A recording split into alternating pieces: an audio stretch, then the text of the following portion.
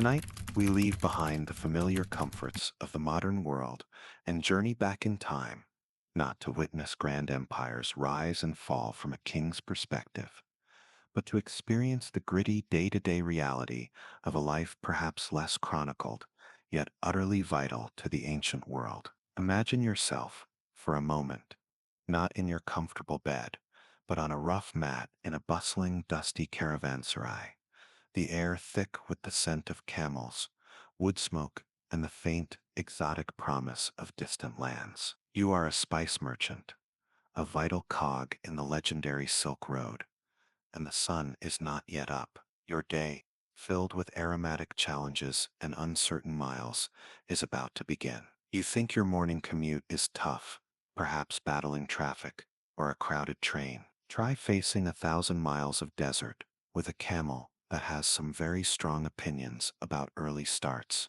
and the constant, low-humming threat of bandits as your primary road hazard. You probably wouldn't make it to the first imaginary toll booth, let alone across the Pamir Mountains. So, before you get comfortable, take a moment to like the video and subscribe, but only if you genuinely enjoy what I do here. Your simple click truly helps this little channel grow and allows me to keep unearthing these often overlooked, deeply human stories from the annals of history for you to drift off to. And as you settle in, let us know in the comments where you're listening from and what time it is in your little corner of the world. It's always a quiet joy to see how far these narratives travel, connecting us across the miles and time zones. Now, dim the lights, maybe turn on a fan for that soft background hum, and let's ease into tonight's journey together. The first hint of dawn is still a promise whispered on the cool, dry air as you stir. You're not in a grand bedchamber, but on a woven mat laid over the hard-packed earth of a caravanserai courtyard, or perhaps a slightly more private alcove, if fortune and your last profits allowed. Around you, the world is slowly, grumpily, coming alive. You hear the snuffling and stamping of camels, the restless shuffling of donkeys, the low murmur of voices, as other merchants and travelers begin their own morning rituals. The air, even here on the edge of some vast, unnamed desert, or within the walls of a fabled city like Bukhara, carries a unique perfume, a blend of animal dung, smoky cooking fires, the ever-present dust, and beneath it all, the faint, almost ghostly scent of the treasures that define your life, spices. A quick, practical ablution is next. Water is precious here, carried in skins or drawn sparingly from a well.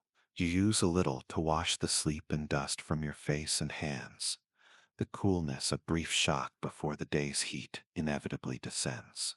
Dressing is a matter of function over finery. Loose, layered garments of wool or sturdy cotton, designed to protect you from the sun's relentless glare by day and the surprising chill of the desert night. A turban to shield your head, sturdy sandals or soft leather boots for your feet. You sit up, the coarse fabric of your traveling cloak, a familiar weight around your shoulders. A moment to gather your thoughts, to shake off the remnants of whatever dreams the road allowed you.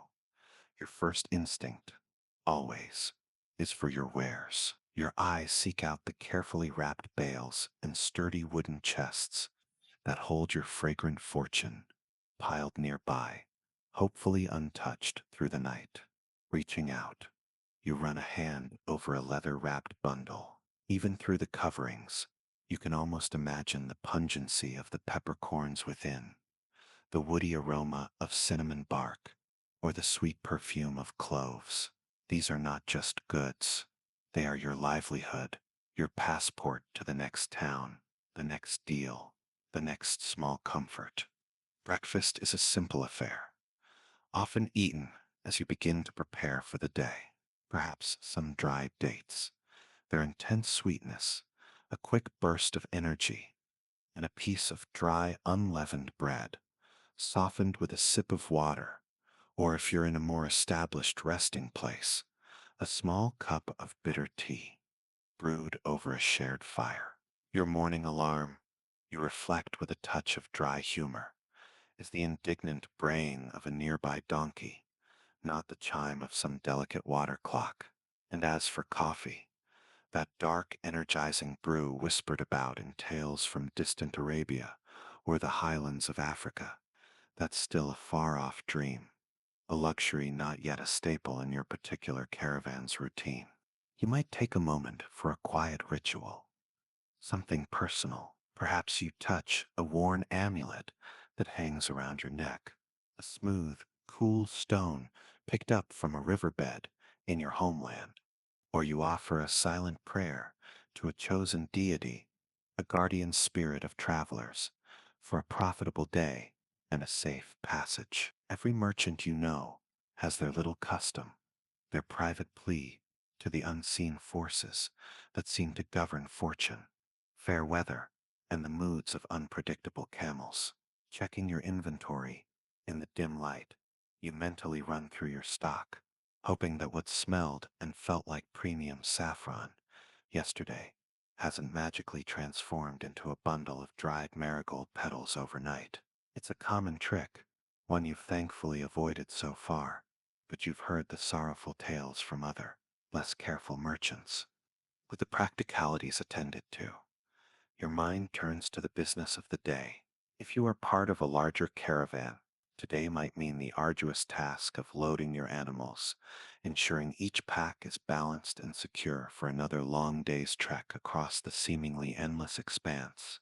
The Silk Road, you know, wasn't one single paved highway, but a sprawling network of interconnected routes, veins, and arteries of trade that have pulsed with life for centuries, connecting the far-flung empires of East and West. Its fortunes have waxed and waned, flourishing under the Pax Mongolica, which brought a period of relative stability for travelers like yourself, or during the height of dynasties like the Tang in distant Chang'an, who encouraged and protected this flow of goods and ideas. You exchange a few words with a fellow merchant stirring nearby, a Sogdian perhaps, his face weathered like old leather, or a Persian, with eyes that seem to hold the secrets of 1,000 markets. A nod to the cameleers already coaxing their beasts to kneel.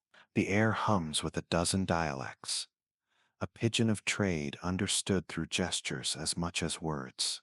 There's a shared understanding here, a camaraderie born of common purpose and common dangers. But before the journey truly begins, before the dust of the road cakes your clothes and the sun beats down upon your head, your thoughts turn to the very heart of your existence, the spices themselves. And today, whether you are setting out to find new sources or preparing to sell what you have so painstakingly acquired, your mind is already sifting through their scents, their textures, their immeasurable value, for these fragrant treasures are the very lifeblood of your trade. Historians still argue whether the primary motivation for individual merchants like you, undertaking these incredibly long and perilous journeys, was the lure of immense profit, the pure spirit of adventure and discovery, or if, for many, it was simply a traditional family trade, a life path passed down through generations, a destiny you were born into. For you, perhaps it's a blend of all three: the necessity of making a living, the undeniable thrill of seeing new lands, and the quiet pride of carrying on a respected, if challenging, profession. Your mind, even as you sip your morning tea or chew on a tough piece of bread, is already far away, picturing the winding paths, the bustling ports, the secretive valleys where the true treasures of your trade originate. Sourcing these precious scents is no simple shopping trip to a well-stocked warehouse with clearly labeled aisles. Oh no, you must delve into an often opaque, occasionally perilous world, a complex web of growers, collectors, and middlemen, each guarding their knowledge and their profits with a fierce tenacity. The spices that fill your saddlebags have already undertaken epic journeys before they even reach your discerning hands. Cloves and nutmeg, Those tiny, potent jewels may have begun their odyssey in the Moluccas, the fabled spice islands of distant Indonesia, passed from local gatherers to daring seafarers. Black pepper, the undisputed king of spices, likely started its trek from the lush Malabar coast of India. Your task is not necessarily to travel to these ultimate, almost mythical origins, for that would be a lifetime's undertaking for each spice, but to reach those crucial entrepôts, those key trading cities where the currents of commerce converge. Perhaps your journey has brought you to a port city like Hormuz on the Persian Gulf, where ships heavy with the bounty of the East disgorge their cargoes. Or maybe you find yourself in a legendary Silk Road oasis like Merv or Balkh, where goods from India and beyond are consolidated before facing the arduous trek westward. Here in sprawling, chaotic marketplaces, or within the quieter confines of a merchant's courtyard, the search begins. You're looking for the warehouse of a known importer, or perhaps seeking an introduction to a newly arrived ship captain whose hold is rumored to be rich with peppercorns, still carrying the salty tang of the sea. It's not like you can just pull up a map on a glowing slate and search for best price for bulk cinnamon nearby and check the five-star reviews. This is old school sourcing, my friend, relying on a network of contacts built over years, on whispers carried on the caravan routes, on sharp instincts, and a very healthy dose of skepticism. The air in these places is an almost overwhelming symphony of aromas. Imagine stepping into a vast, dimly lit warehouse, the light filtering in dusty shafts from high windows. The atmosphere is thick, a heady perfume compounded from 1,000 different sources. Your nostrils twitch as you try to identify the individual notes, the earthy sweetness of turmeric piled in vibrant yellow mounds, the warm, woody fragrance of cassia bark stacked like logs, the sharp, almost citrusy tang of ginger rhizomes, the deep, smoky sweetness of precious saffron threads, kept under lock and key. Some suppliers are so guarded about the exact provenance of their most valuable wares. You'd think they were trading in powdered unicorn horn or dragon's eggs, rather than mere peppercorns or cardamom pods. A special garden, they might say, with a shifty glance. Very far away, tended by exceptionally dedicated gardeners who value their privacy. Right. You've heard the wild, fantastic tales, of course. Stories often spun by canny traders to enhance the mystique of their goods and justify those eye-watering prices. Herodotus, the ancient Greek historian, wrote of giant cinnamon birds building their nests from cinnamon sticks in inaccessible mountains, and of winged serpents guarding the frankincense groves. While you, a seasoned merchant, might inwardly chuckle at such embellishments, you also understand their power. These stories add to the allure, the sense that these spices are not mere commodities, but fragments of a magical, distant world. It's a mainstream historical fact that for centuries, Arab traders masterfully controlled many of the sea routes that brought spices from Asia to the Near East, and eventually to Europe. They often went to great lengths to obscure the true origins of these valuable goods, perpetuating myths and legends to protect their lucrative monopoly, long before European powers like Portugal and the Netherlands later sought and fought for direct sea passages to the source. The peril in sourcing is not always so fantastical. The journeys to the actual production areas are often fraught with real dangers. Treacherous sea voyages, plagued by storms and pirates, arduous treks through dense jungles or over formidable mountain ranges, and encounters with tribes who may not welcome outsiders. You might not undertake these initial journeys yourself, but you hear the accounts from the hardened sailors and rugged overland traders who do, their stories adding another layer to the value of the goods they carry. And then there's the ever-present competition. You are not the only merchant seeking these fragrant fortunes. Rivals from your own lands and from distant empires are all vying for the best quality, the best prices, the most reliable suppliers. Building relationships is therefore paramount.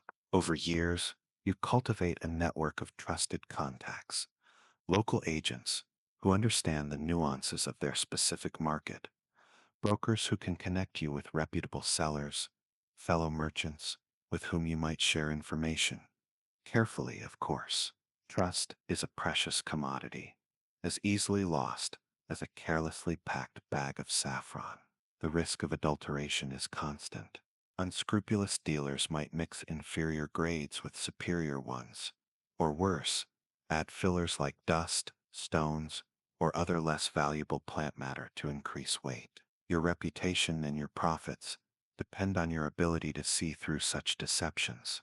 Economic historians and archaeologists continue to debate the precise volumes and routes of specific spices during earlier periods of the Silk Road.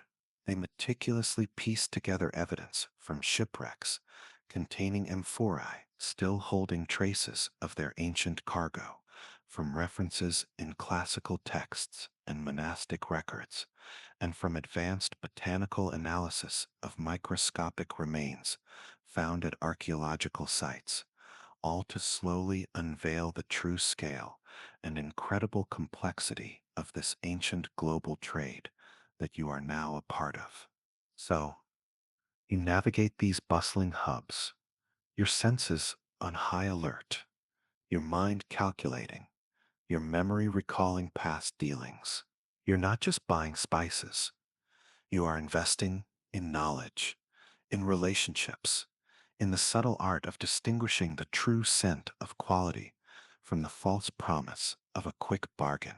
Once you finally track down a promising supplier, whether in a teeming port city, alive with the cries of gulls and the scent of brine, or in a remote mountain valley where the air is crisp and the silence is broken only by the rustle of leaves, the real work of a discerning spice merchant truly begins. Now you must ensure that the treasure you seek is genuine, that its quality meets your exacting standards, and that it can be secured at a price that might, just might, make this perilous, fragrant endeavor all worthwhile. Having navigated the labyrinthine paths, real or metaphorical, to a potential supplier of the fragrant treasures you seek, you now stand at the threshold of the next critical phase. Whether you find yourself in the cool, dim interior of a merchant's warehouse, the shadowy corner of a bustling bazaar, teeming with 100 competing scents and sounds, or a quiet, sun-dappled courtyard away from prying eyes, the ritual is about to commence.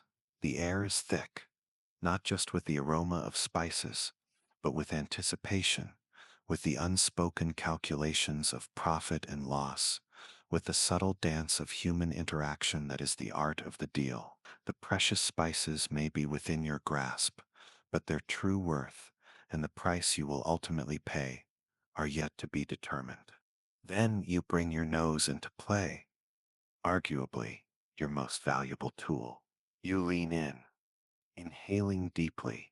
Does the cinnamon bark exude that warm, sweet, woody fragrance, or is it faint, hinting at age or poor quality cassia masquerading as the real thing? You might take a few peppercorns, a clove, or a cardamom pod, and crush it between your fingers, releasing its volatile oils, its true aromatic essence, the strength, the purity, the characteristic top notes and lingering undertones. These are all part of your olfactory assessment. Sometimes you might even use a small sharp knife to cut into a piece of ginger or turmeric, examining its internal structure and releasing a fresh burst of scent. Before a single coin is mentioned, before the first feigned expression of outrage at a proposed figure, comes the meticulous, all-important inspection.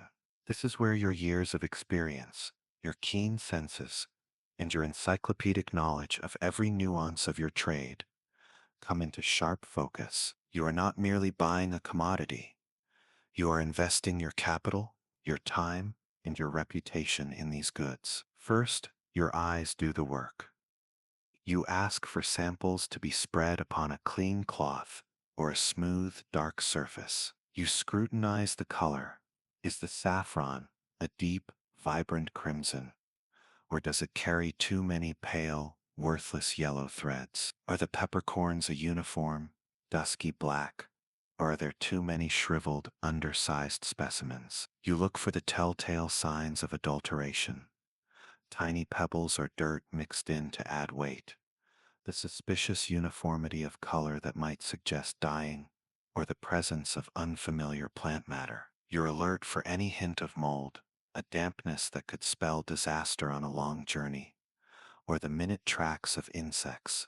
Once you are satisfied, or at least have a clear idea of the quality on offer, the delicate, often protracted, dance of haggling begins. This is rarely a quick, straightforward transaction.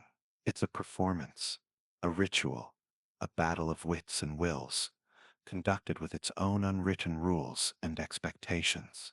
The seller might open with a price that makes you want to laugh out loud, or perhaps just sigh dramatically. A well-timed sigh, you've learned, is practically an opening gambit in itself, signaling that you are a serious, discerning professional who will not be easily parted from his silver. You counter with an offer that is equally, predictably low, and so it begins. The slow convergence towards a figure that both parties can, if not joyfully, at least grudgingly accept. For some spices, touch is also crucial. You feel the weight of a handful of peppercorns, the dryness of good quality cloves, the slight oiliness that indicates freshness in nutmeg. And finally, with extreme caution, you might employ taste. A single peppercorn, chewed slowly, reveals its pungency, its heat. A sliver of ginger on the tongue tingles with its characteristic zest. This multi-sensory examination is your first line of defense against being cheated. Your primary method for ensuring that what you buy will command a good price further down the line. It's a mainstream historical fact that the adulteration of spices was a rampant problem throughout history.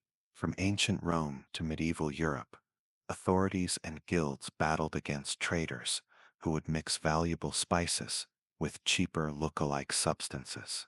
You, as a merchant operating closer to the source, or at least further up the supply chain, are acutely aware of these risks. Your diligence protects not only your profit, but also your standing as a purveyor of genuine high-quality goods. Patience is your greatest ally here. This process can take hours, sometimes stretching over days for particularly large or valuable consignments. Tea might be served, a gesture of hospitality that also serves to prolong the negotiation. To allow both sides to gauge each other further, you watch the seller's body language, their expressions, trying to discern their true bottom line, while simultaneously projecting an air of calm, unhurried confidence, even if your heart is pounding at the thought of securing or losing this crucial deal. You feign indifference. You express polite surprise. You might even make a show of walking away, only to be called back with a slightly revised offer. Anthropologists and economic historians debate the extent to which haggling in traditional markets is purely an economic mechanism for price discovery versus a complex social ritual that reinforces community ties, establishes hierarchies, and allows for the exchange of information beyond the mere transaction of goods. For you, it feels like a bit of all of those things, a necessary and deeply ingrained part of your world. Many factors sway the final price: the perceived quality and rarity of the spice, the quantity you wish to purchase, the season and the success of the recent harvest, any news of disruptions along the trade routes, even the current political stability in the region can have an impact. Your own perceived eagerness, or lack thereof, is also a powerful bargaining chip. Sometimes the haggling feels less like a business negotiation and more like a very slow, incredibly polite, and intensely fragrant wrestling match. Winner takes all the nutmeg anyway. Finally, after what can feel like an eternity of offers, counter offers, strategic pauses, and enough theatrical sighing to fill a small amphitheater, a price is agreed upon. A handshake, a nod, perhaps another shared cup of tea now tastes a little sweeter as it seals the deal. The relief is palpable, quickly followed by the weighty responsibility of your new acquisition. The precious spices, the peppercorns, the cinnamon, the cloves, whatever fragrant treasure you've successfully bargained for, are now yours. But your work, as any seasoned merchant knows, is far from over. Now begins the equally crucial and decidedly less glamorous task of meticulously sorting, weighing, and packing your fragrant fortune for the next leg of its long and perilous journey. Old Man and Lucian, your first grizzled mentor in the spice trade back in your youth, swore he could tell the true quality of dried ginger rhizomes simply by the specific sound they made when snapped crisply between his fingers. A particular resonant crack that, he claimed, spoke volumes of its freshness and potency. You've never quite managed to master that particular sonic assessment yourself, much to your quiet chagrin, but you diligently sniff, inspect, and sometimes nibble with the best of them, always wary of the common trick, where the choicest specimens are artfully arranged on the very top of the pile, concealing lesser goods beneath. The handshake has been given, the final price agreed upon, and that almost imperceptible sigh of relief, yours and the seller's, has mingled with the ever-present dust and spice in the air. The precious cargo, those aromatic whispers of distant lands, is now officially yours. A brief moment, perhaps, to savor the successful conclusion of a tense negotiation, but only a moment, for with ownership comes the weighty responsibility of safeguarding these treasures. Your work, far from over, now shifts to the equally crucial, though perhaps less dramatic, task of meticulously sorting, weighing, and packing your fragrant fortune for the arduous journey that lies ahead. This is where diligence and precision are paramount, for a carelessly packed bag or an inaccurate measure can mean the difference between profit and ruin. Depending on the source and the initial state of the spices you've just acquired, you might begin with a final sort. Even after your keen-eyed inspection during the haggling process, you take the time to spread out your new acquisitions, perhaps on a large, clean mat in a quiet corner of the warehouse or your rented room. You sift through the peppercorns, your fingers trained to detect any remaining stray pebbles or hollow husks. You examine the cinnamon quills, ensuring they are mostly intact, removing any badly broken pieces that might fetch a lower price or be better used for your own provisions. For something as valuable as saffron, each thread is almost individually considered, any pale or extraneous matter carefully picked out. This isn't just about quality control, it's about maximizing the value of every ounce. Next comes the weighing. Accuracy here is not just good business practice. It's a matter of honor and reputation among merchants.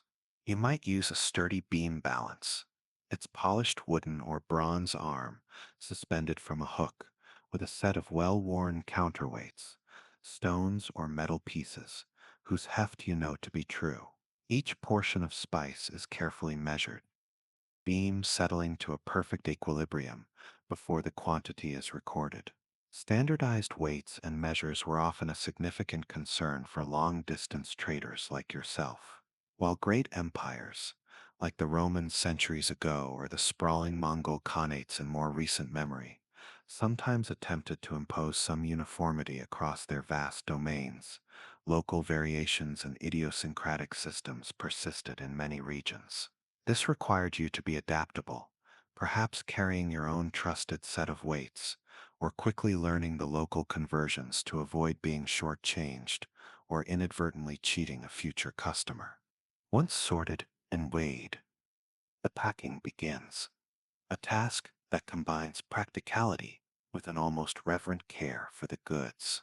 The materials you use, chosen to offer the best possible protection against the elements, pests, and the general rough and tumble of caravan travel. For the more robust spices, like peppercorns or ginger, strong leather bags, or thick, multi-layered sacks made of coarse woven fabric are often favored. These are durable and offer some resistance to moisture. More delicate items, like fragile cinnamon quills or precious saffron threads, demand greater protection. You might wrap them first in soft cloth, linen or cotton, or even specific types of leaves, known for their preservative qualities. Then, they might be carefully placed into small wooden chests, their lids fitting snugly, or perhaps into sturdy woven baskets lined with more cloth. You've seen some merchants use pottery jars, but their weight and fragility make them a risky choice for long overland journeys unless the contents are particularly prone to absorbing odors or moisture. The techniques you employ are honed by generations of merchant wisdom. You pack the spices tightly, trying to exclude as much air as possible, as air can carry moisture and hasten spoilage. In particularly damp climates, or for spices prone to mildew, you might even incorporate a natural drying agent, perhaps a small pouch of quicklime, or a layer of specially dried leaves if available. Every container must be sealed with utmost care. Bags are stitched securely with strong thread, the knots pulled taut, and perhaps even sealed with a daub of wax or resin, bearing your personal mark, a simple design that identifies the goods as yours. This isn't just chucking things in a beat-up suitcase and hoping it doesn't exceed some arbitrary weight limit before you board a flying machine. No, this is precision packing, where every gram matters, and a single loose knot or a cracked seal could mean watching a small fortune literally spill onto the dusty road or be ruined by a sudden downpour. Labeling is another vital step. Each bag, each chest, is clearly marked, perhaps with a painted symbol, a carved notch, or a tied-on wooden tag. This mark will indicate the type of spice within, its weight, and sometimes its origin or the date of purchase. You keep meticulous records of your inventory. Perhaps you carry a small satchel with smoothed wooden tablets and a stylus for making notes, or if papyrus or parchment is readily available and affordable, you might maintain a more formal ledger. Archaeologists and historians of literacy debate the extent of written record keeping among Silk Road merchants of varying scales. Some argue for the widespread use of simple notation systems and merchants' marks, while others suggest that for smaller traders or in regions where literacy was less common, oral agreements and a highly developed memory played a more significant role in tracking goods and accounts. For you, a combination of both is probably wisest. This is physically demanding work. The repetitive motion of sorting, the constant bending to fill bags, the heaving of heavy sacks and chests. It takes a toll on your back and shoulders. If you are a more established merchant, you might employ assistants, perhaps young apprentices learning the trade, to help with this laborious process. Their energy is welcome, but your watchful eye ensures every task is done to your exacting standards. You've heard of some older merchants who whisper a little blessing over each bag as it's finally sealed, or who always tuck an extra 7 cloves for good luck in with their cinnamon shipment. You don't necessarily subscribe to all such notions yourself, mostly, but you do find yourself checking every knot twice, every seal thrice. One simply cannot be too careful when one's entire livelihood is at stake. By the end of a long packing session, you probably smell so intensely of a dozen different spices that you could effectively ward off bad luck, bad moods, and quite possibly any small curious rodents from at least 3 paces away. Your packing station, be it a corner of a room or a designated spot in a warehouse, looks like a cross between an ancient apothecary's back room and a very fragrant, very dusty treasure vault. And you, my friend, are its chief, and perhaps slightly sneezy vault keeper. With every bag finally stitched shut, every chest securely fastened, every knot pulled taut and inspected, your fragrant fortune is at last bundled and ready. The rich, complex perfume of your labor, an olfactory map of distant lands and hard-won bargains, clings to your clothes and settles deep into the skin of your hands. But these precious goods, now so carefully prepared, remain vulnerable. The road ahead is long, and it is undeniably fraught with peril. Your next crucial step, therefore, as you survey your neatly arranged cargo, is to find safety in numbers, to merge your individual destiny and your precious bundles with that of a larger caravan bound for the bustling markets of the West, or perhaps, if your ambitions lie in that direction, even further into the mysterious lands of the East. With your fragrant treasures now meticulously sorted, weighed, and bundled with the utmost care, your storeroom, be it a corner of a caravanserai chamber or a rented space in a merchant's compound, is a testament to your diligence. The air around you is a potent perfume of your hard-won acquisitions, a complex blend of cinnamon, clove, pepper, and a dozen other whispers from distant lands, all clinging to your clothes and hands like an invisible badge of your profession. These precious goods, representing months, perhaps even years, of your capital and effort, are intensely vulnerable. A lone merchant, no matter how wily or well armed, is an inviting target on the long and often lawless roads. The road ahead is not just a physical distance to be covered, it's a gauntlet of potential perils. Therefore, your next, absolutely crucial step, as you survey your neatly arranged cargo, is to seek safety in numbers, to merge your individual destiny and your valuable bundles with that of a larger caravan, that slow-moving temporary city of commerce and companionship, bound for the bustling markets of the West. Or perhaps, if your ambitions and goods align, even further into the storied lands of the East. Caravans are the lifeblood of the Silk Road, the sinews that bind its disparate parts. The primary reason for their existence, the one that overrides almost all others, is security. A sprawling column of merchants, animals, and armed guards presents a far more formidable challenge to opportunistic bandits or organized robber bands than a solitary traveler or a small ill-defended group. But beyond the crucial aspect of collective defense, joining a caravan offers other vital benefits. There's mutual support. If one of your camels sickens or a pack saddle breaks, fellow travelers might offer assistance, share a spare rope, or help redistribute a load. Water and food, always precious commodities in arid lands, can be more effectively managed and shared within a larger group. Navigation, too, is a shared burden. Experienced guides, men who know the shifting sands, the hidden wells, the mountain passes, and the moods of the local tribes, often lead these great commercial expeditions. Their knowledge is worth more than many a bale of silk. And then there's the simple human need for companionship, a shield against the crushing loneliness and psychological strain of months spent traversing vast, empty landscapes. So, how do you find and join such a mobile fellowship? Caravanserais, those vital inns of the desert, are natural assembly points. Here, in these bustling courtyards and smoky common rooms, news circulates. You make discreet inquiries. Who is forming a caravan? What is its intended destination? How large is it? And most importantly, who is its leader? The Karwan Bashi or Salary Karwan. This individual, is the linchpin of the entire enterprise.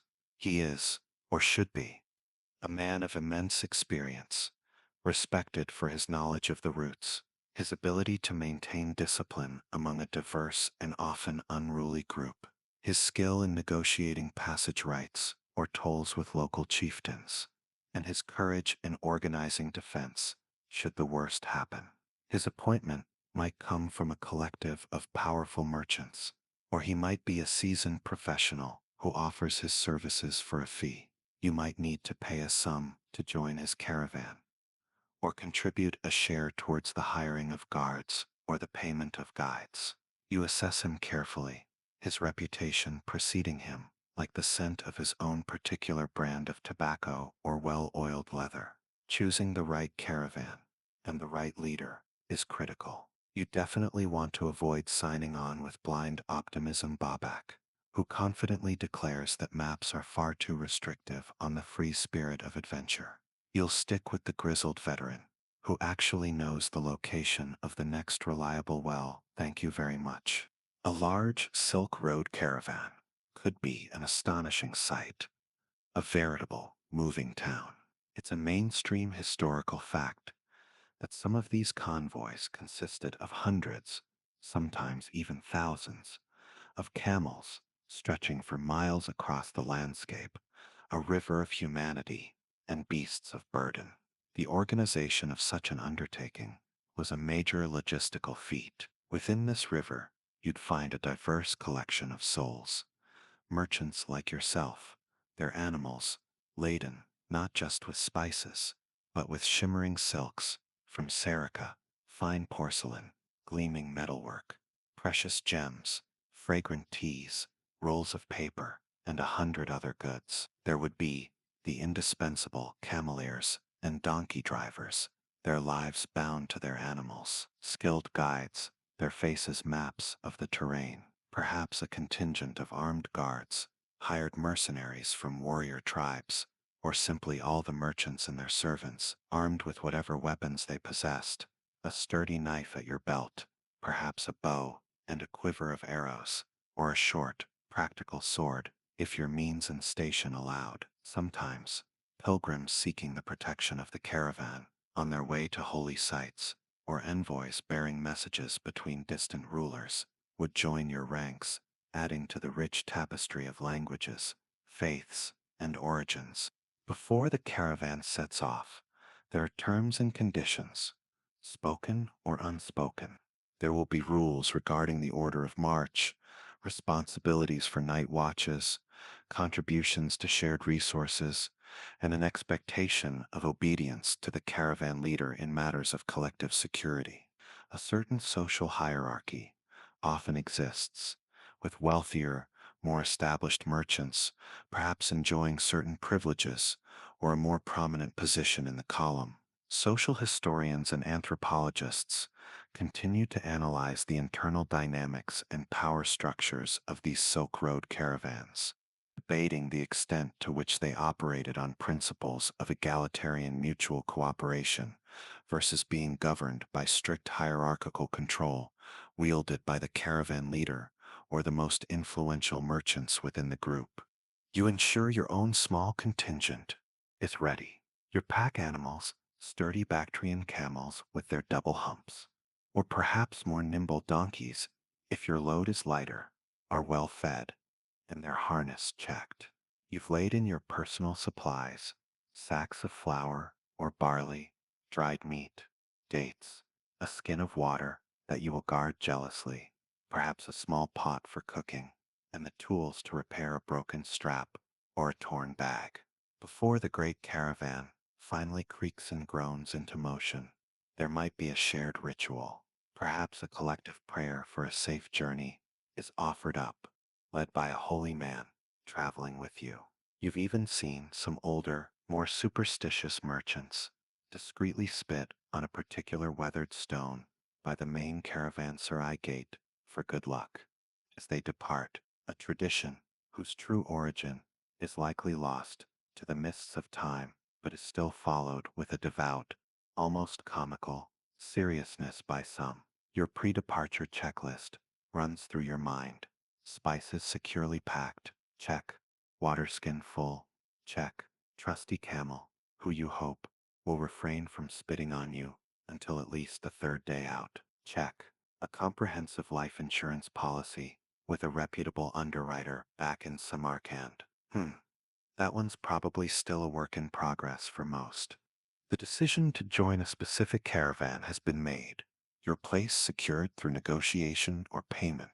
You carefully maneuver your laden animals into your designated position within the forming column.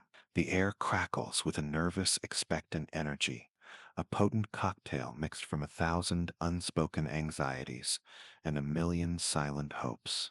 And then, with a series of sharp commands from the leader, the bellowing of camels, the groaning protest of strained wood and leather, and the soft, rhythmic, ever-growing thud of countless hoofs and human feet on the dusty ground, the great caravan begins to stir, then to move. The familiar gates of the city or caravanserai slowly fall behind, and the vast, daunting, yet undeniably beckoning road stretches out before you. The heavy gates of the city, or the familiar arch of the caravanserai, have now receded into the shimmering distance behind you. Before you stretches the road, sometimes a well-worn track, sometimes little more than a series of faint indentations in the vast, indifferent landscape. You are now truly committed, a small, vital part of this slow-moving river of commerce that is the caravan. And as you settle into the rhythm of the journey, you begin to experience the unique blend of dust, dreams, and sheer, unadulterated drudgery that defines daily life on these ancient trade routes. Your day starts long before the sun crests the horizon, often in the pre-dawn chill, when the stars still blaze with an icy clarity in the immense, dark sky. A quiet nudge from a fellow traveler, or the restless stirring of your animals, rouses you from your brief, often fitful, sleep on the hard ground or your thin mat. There's no time for lingering. Every moment of coolness before the sun asserts its full authority is precious. You quickly roll up your bedding, perform a cursory wash, if water was plentiful at the last stop, and share a hasty, meager breakfast. Perhaps some hard, dry bread, a few sticky dates, chewed slowly as you begin the familiar task of preparing your animals. The loading, often done by the faint light of a dying campfire or the first gray streaks of dawn, is a practiced art, ensuring each bale of your precious spices is secure, each pack balanced to prevent sores on your camel's or donkey's back.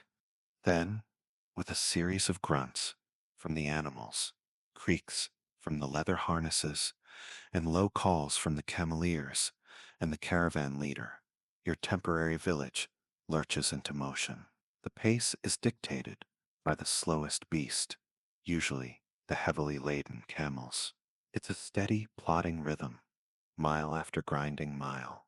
You might walk beside your animals, your staff thudding softly on the earth, your eyes scanning the path ahead, or, if you are fortunate enough to own a riding animal or have negotiated a place, you might sway gently atop a camel, the high vantage point, offering a wider view of the endless horizon and the long, snaking line of the caravan stretching before and behind you.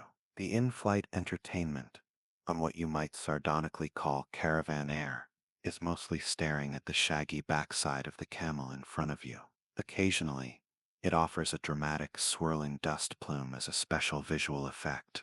If the day's march is particularly long and the heat intense, there might be a brief halt around midday. The animals are allowed to rest, perhaps graze if there's any sparse vegetation, and you seek out whatever sliver of shade you can find, beneath a rocky outcrop or the meager shadow of your own camel. Water, carefully hoarded in skins, is doled out sparingly to both humans and beasts.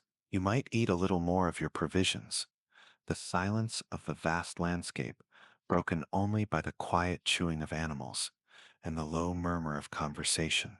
Then, all too soon, It's time to resume the march. The afternoon sun, often feeling even more relentless than the mornings. The sensory experience of this journey is unlike anything else. Dust is your constant companion. It rises in fine clouds with every footfall, every gust of wind. It coats your skin, your clothes, the food you eat. You can taste it, smell it, feel its grit between your teeth. The sounds become a familiar symphony. The rhythmic, soft thud of camels' padded feet, the creak and groan of leather saddles and wooden pack frames, the occasional jingle of a bell tied to a led animal, a practice some say helps keep a steady rhythm. Others claim it helps locate animals if they stray, the ever-present whisper or howl of the wind, and the low hum of 100 mingled conversations in a dozen different tongues. Your world is a palette of earth tones, ochre of the desert, the gray of the steppe, the distant, hazy purple of mountains yet to be crossed. But then, the sunsets and sunrises can be breathtakingly beautiful, painting the vast sky in colors you never knew existed, a fleeting moment of artistry in an otherwise harsh canvas. And at night, far from the smoke and haze of cities, the stars emerge with a brilliance that seems to pierce the very soul, a silent, glittering audience to your small human endeavor. There's an undeniable monotony to much of this existence, a deep, bone-wearying drudgery. One day can feel remarkably like the last, and the one before that. The same slow pace, the same unchanging tasks, the same limited diet. Physical fatigue is a constant companion.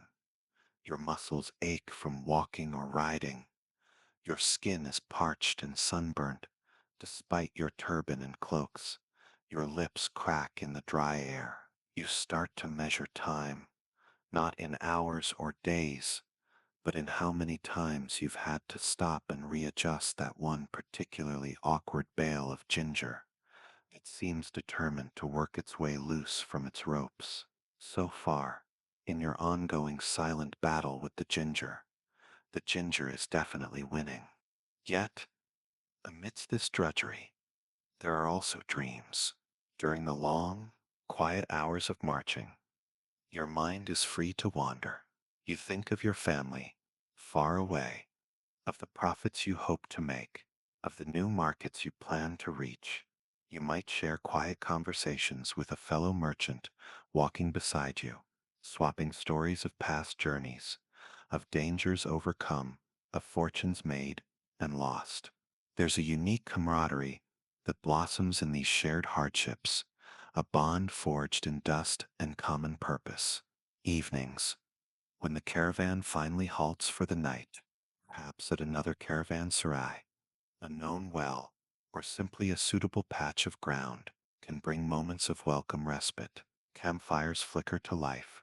Small groups huddle together, sharing food, the aroma of simple stews, or baking bread mingling with the ever-present scent of animals and dust. Stories are told, songs are sometimes sung, news from distant lands is exchanged. The diet is by necessity simple and designed for preservation.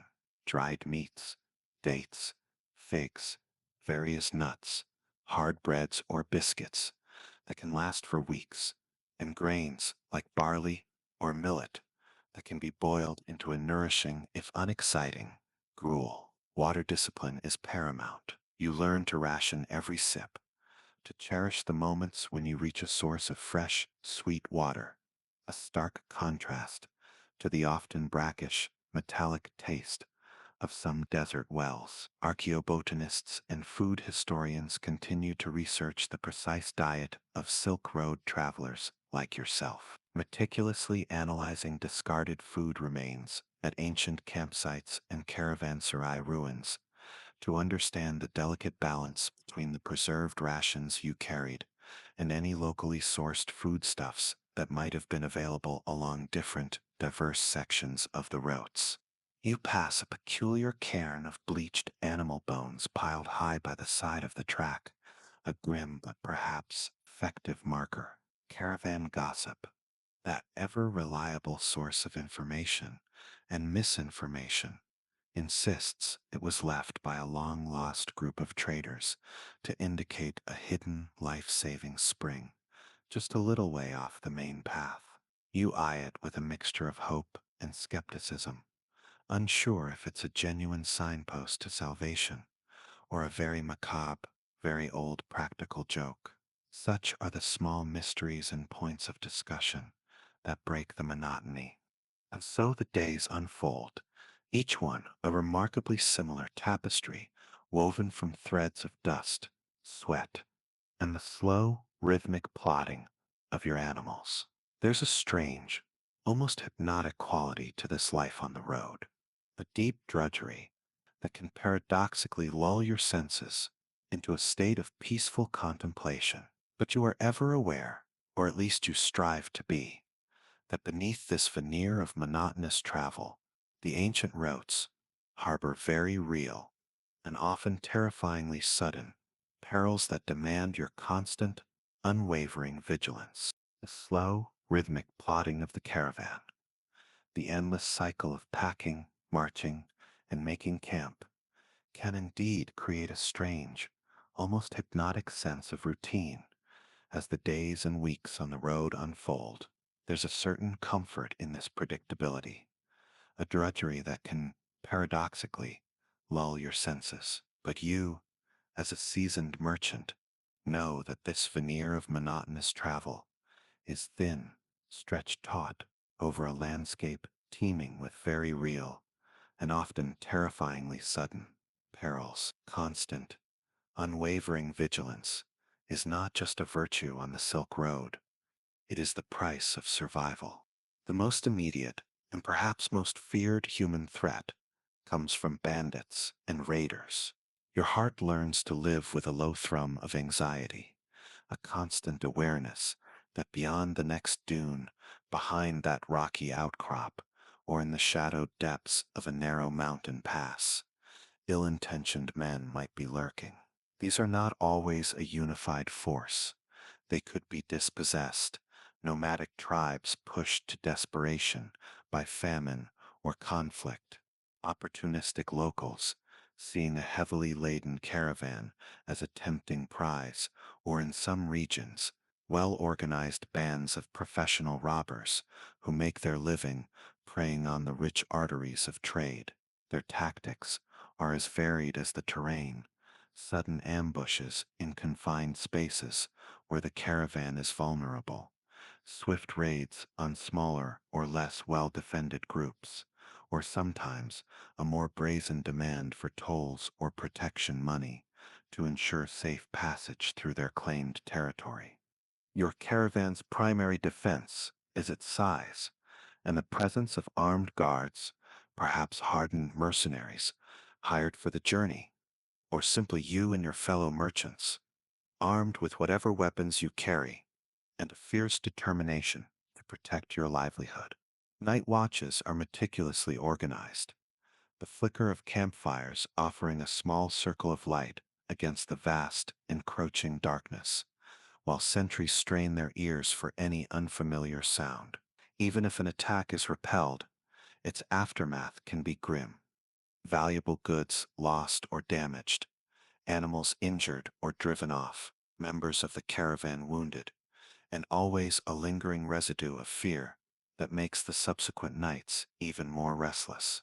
Your travel insurance, you reflect with a grim internal chuckle, probably doesn't include a clause for loss of goods due to overly enthusiastic Sogdian freebooters or camel unexpectedly requisitioned by mythical desert beast.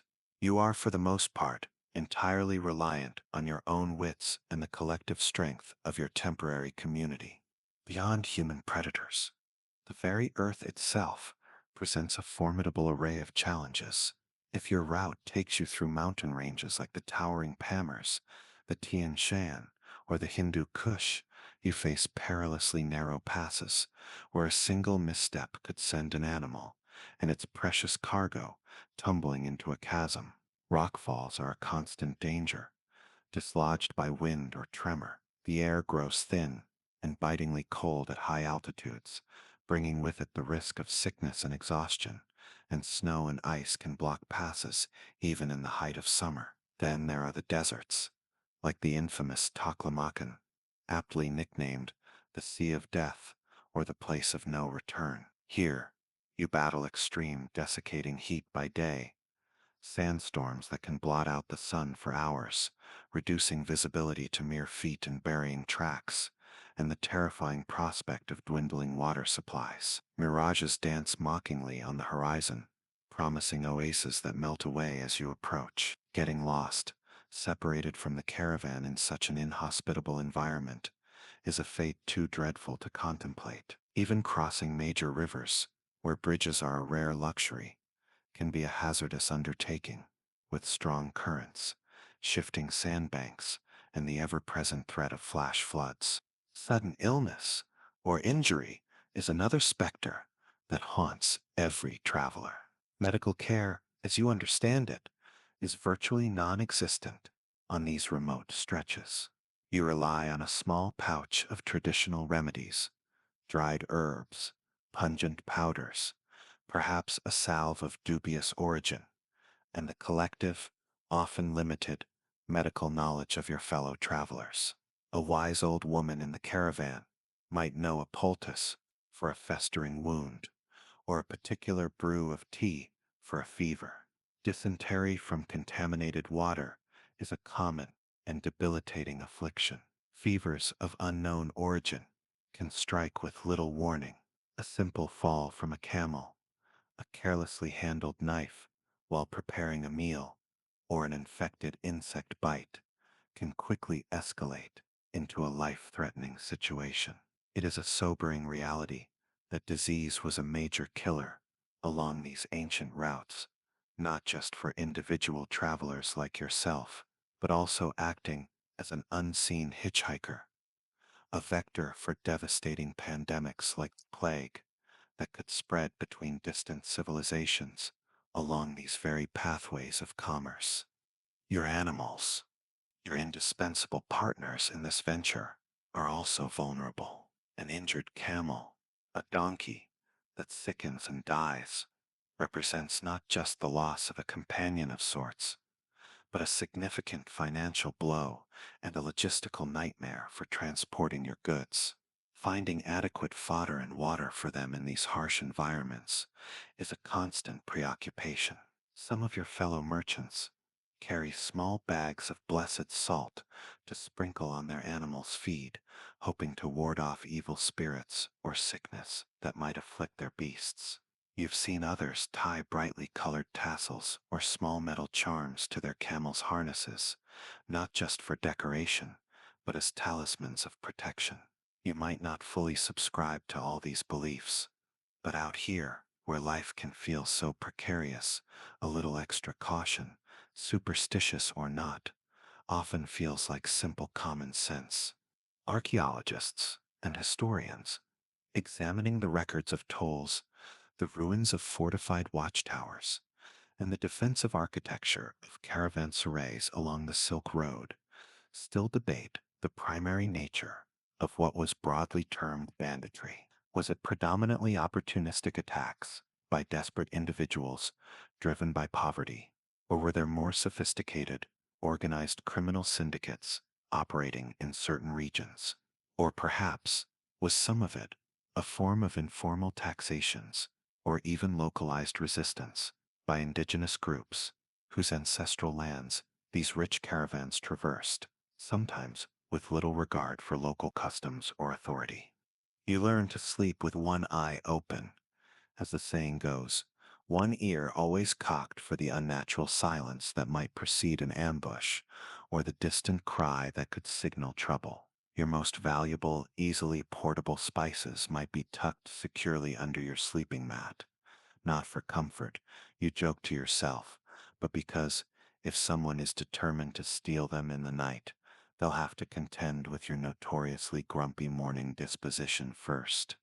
After days, or perhaps weeks, of navigating such treacherous paths, your senses raw from constant vigilance, your body weary From the unrelenting demands of the journey, the sight of a distant, hazy watchtower, or the low, sun-baked, fortified walls of a caravanserai rising from the otherwise desolate and seemingly endless landscape, is more than just a welcome geographical landmark. It is a profound promise of temporary sanctuary, a blessed haven where you can rest your weary bones, tend to your animals, replenish your supplies, and for a brief, precious while, lower your guard against the ever-present, deeply insidious perils of the path. After what feels like an eternity of battling dust, sun, and the gnawing anxiety of the open road, the sight of that distant watchtower,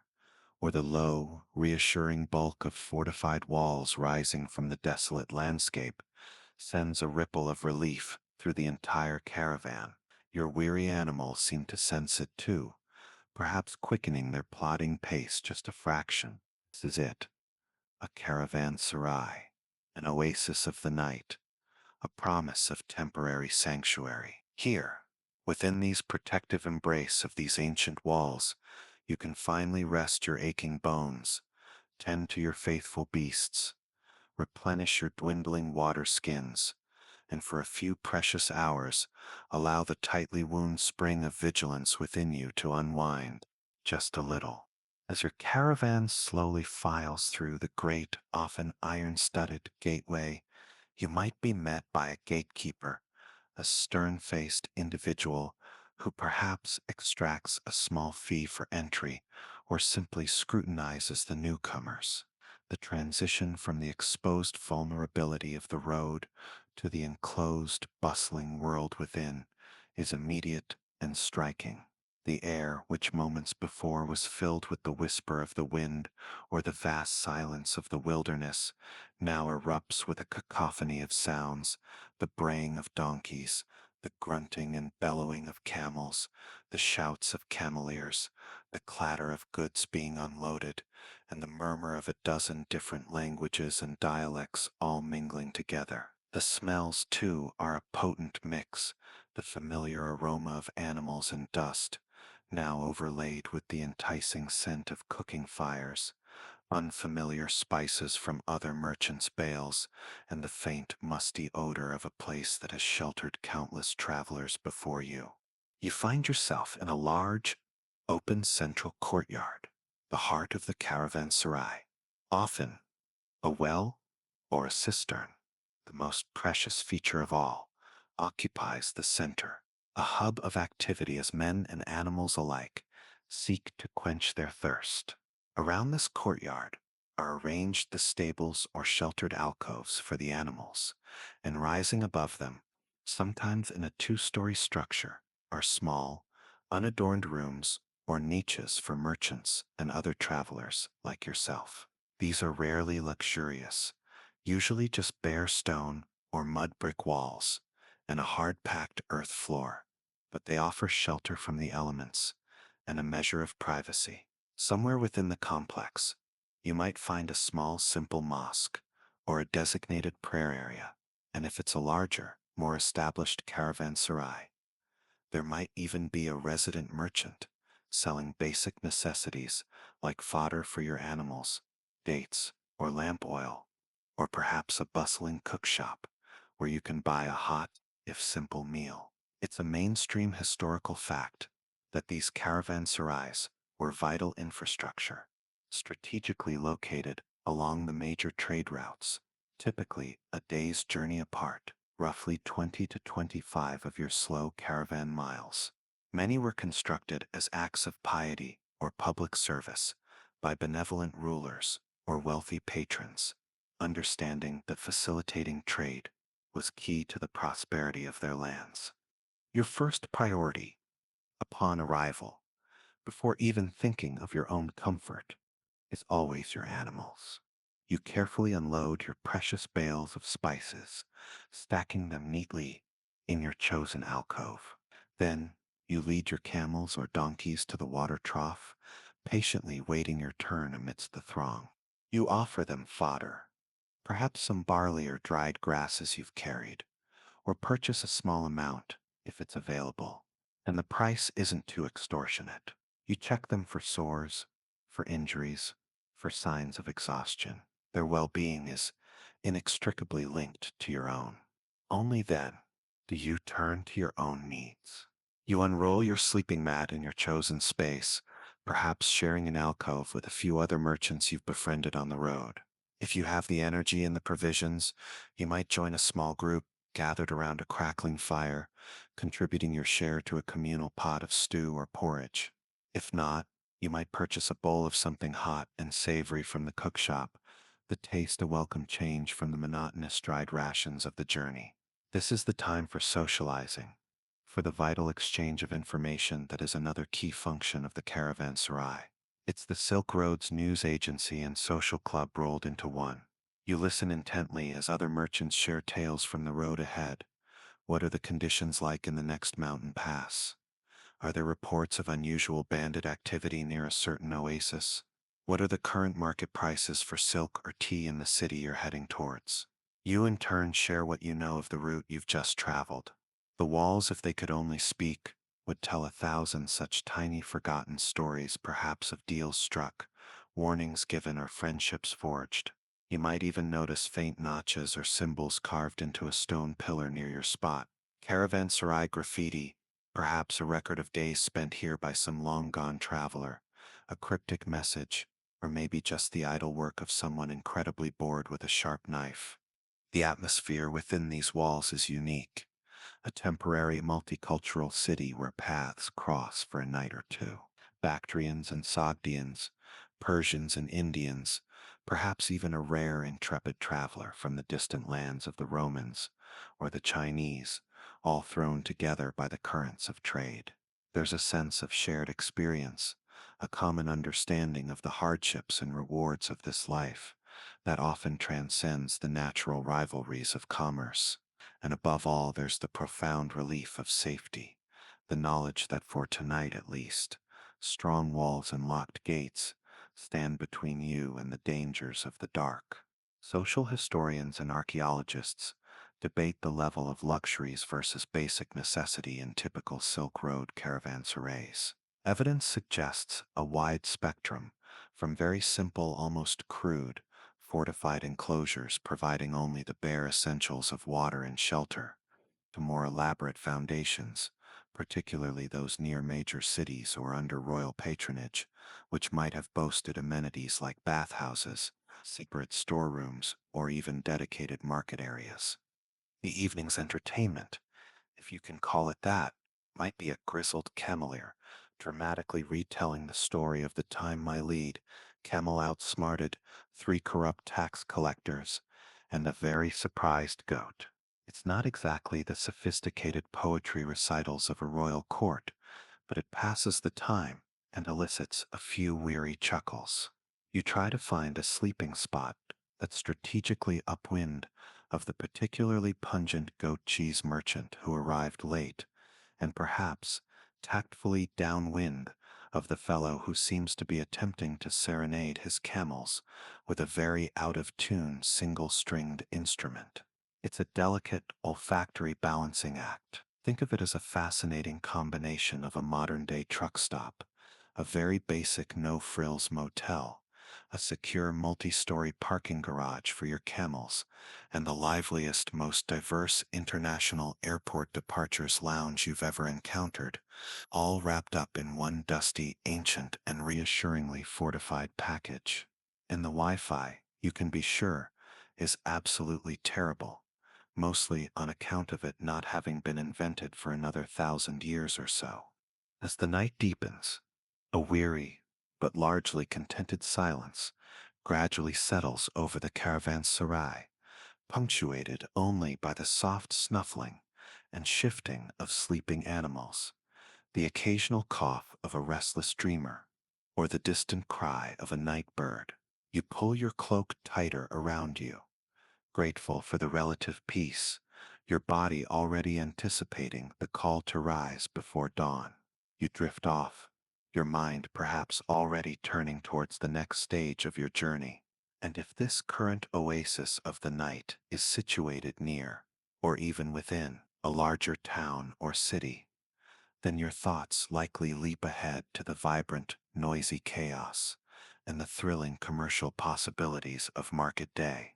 The weary, bone-deep gratitude for the sanctuary of the caravanserai slowly gives way to a different kind of energy as dawn approaches. If this particular haven is nestled on the outskirts of, or even within the bustling embrace of, a major Silk Road city, a fabled metropolis like Samarkand with its turquoise domes, or perhaps the ancient walled city of Bukhara, or even far-flung Kashgar, where the desert routes converge, then your mind is already buzzing with anticipation. For today, my friend, is market day, a day of vibrant, noisy chaos, day of thrilling commercial possibilities, and the culmination of many long, arduous weeks, or even months, of travel. You and your fellow merchants from the caravan might rise even earlier than usual, a nervous excitement thrumming in the air. You make your way from the relative quiet of your caravanserai through the awakening city streets. The contrast is immediate. The sounds multiply. The clatter of artisans already at work, the calls of street vendors hawking breakfast breads or sweet tea, the distant clang of a blacksmith's hammer, the laughter and chatter of townspeople starting their day. The smells, too, are more complex here. Roasting meats, fragrant herbs from a healer's stall, the unfamiliar perfumes of city dwellers, all overlaying the familiar dust and animal scents. You navigate the winding alleyways, your laden animals carefully picking their way, until you reach the heart of it all, the grand bazaar, the souk, the vibrant, sprawling marketplace. Here, the real work of the day begins. You find your allotted space, perhaps a prearranged spot if you are a regular visitor, or you negotiate for a patch of ground amidst the throng. You carefully unroll your sturdy cloths, laying them out on the dusty earth to display your precious wares. One by one, you unpack your carefully bundled spices, the familiar potent aromas unfurling into the already fragrant air, adding your unique olfactory signature to the market's symphony of smells. Small mounds of peppercorns, pyramids of star anise, neat bundles of cinnamon bark, little bowls showcasing the fiery red of paprika or the sunny yellow of turmeric. You arrange them with an artist's eye, designed to catch the attention of discerning buyers. You take immense care to protect your valuable goods from the harsh sun, the ever-present dust, and of course the light fingers of any opportunistic thieves who might lurk in such a crowded place. You glance around. You are not alone. Other merchants are similarly engaged, their stalls laden with shimmering silks, brightly colored ceramics, gleaming metalwork, intricately woven carpets, and 1,000 other goods drawn from every corner of the known world. The competition is fierce, but there is also a sense of shared purpose, of being part of this incredible pulsating artery of global commerce. The bazaar itself is a sensory explosion. The sheer cacophony of sounds is almost overwhelming at first.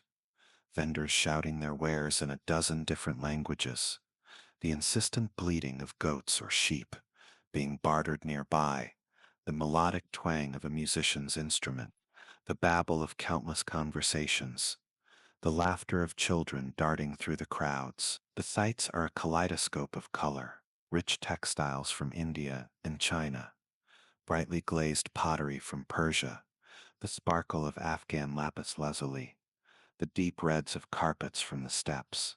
Beyond your own fragrant spices, there's the aroma of freshly baked bread from a nearby stall, the sizzle of roasting meat, the sweet perfume of dates and figs, the pungent scent of uncured leather, all mingling into an intoxicating, unforgettable perfume. It's a mainstream historical fact that the great bazaars of these Silk Road cities were incredibly cosmopolitan centers. In a place like Samarkand, you might rub shoulders with merchants from as far afield as China, India, Persia, the Arab lands, and even indirectly through many layers of trade. From the distant shores of Europe, these markets were true melting pots of cultures, commodities, and ideas. Now, you must attract customers. Perhaps you have a strong voice and call out the virtues of your particular batch of ginger, its exceptional pungency, its freshness. Or maybe you prefer a quieter approach, relying on the undeniable quality and visual appeal of your spices to draw them in, their rich colors and intense aromas your silent salesman. If you've traded in this city before, your reputation for fair dealing and high quality goods might precede you, bringing familiar faces to your stall. You might offer a tiny crushed sample of a peppercorn for a serious buyer to smell, or allow them to run a few grains of frankincense through their fingers. And then the trading begins anew. But this time, the roles are subtly reversed. You are the seller, and you must employ all your persuasive skills, all your knowledge of your product, and all your hard-won bargaining acumen. Customers will approach, their eyes critically examining your wares, just as you scrutinize the goods of your suppliers. They will pick up a cinnamon stick, sniff it, perhaps even try to snap it to test its brittleness. They will ask its origin, its age, its price, and then the familiar, intricate dance of haggling will commence once more. You are now striving to get the best possible price for your goods, to realize the profit that will make all those perilous miles worthwhile. You deal with all sorts, shrewd local wholesalers looking to buy in bulk, individuals carefully selecting a small quantity of spice for their family kitchen, perhaps the finely dressed steward of a wealthy noble or a temple, purchasing ingredients for a grand feast or religious ceremony. Some customers, you note with an internal sigh, will haggle over a single peppercorn as if it were the Koh-i-Noor diamond, and their very life depended on a fractional discount. You admire their tenacity, even as you silently pray for the swift arrival of a slightly less thorough buyer. The marketplace, for all its vibrancy, is not without its challenges. You must keep a sharp eye out for pickpockets and snatch and grab thieves who thrive in such crowded environments. Disputes can arise over quality, weight, or price, requiring all your diplomatic skills to resolve peacefully.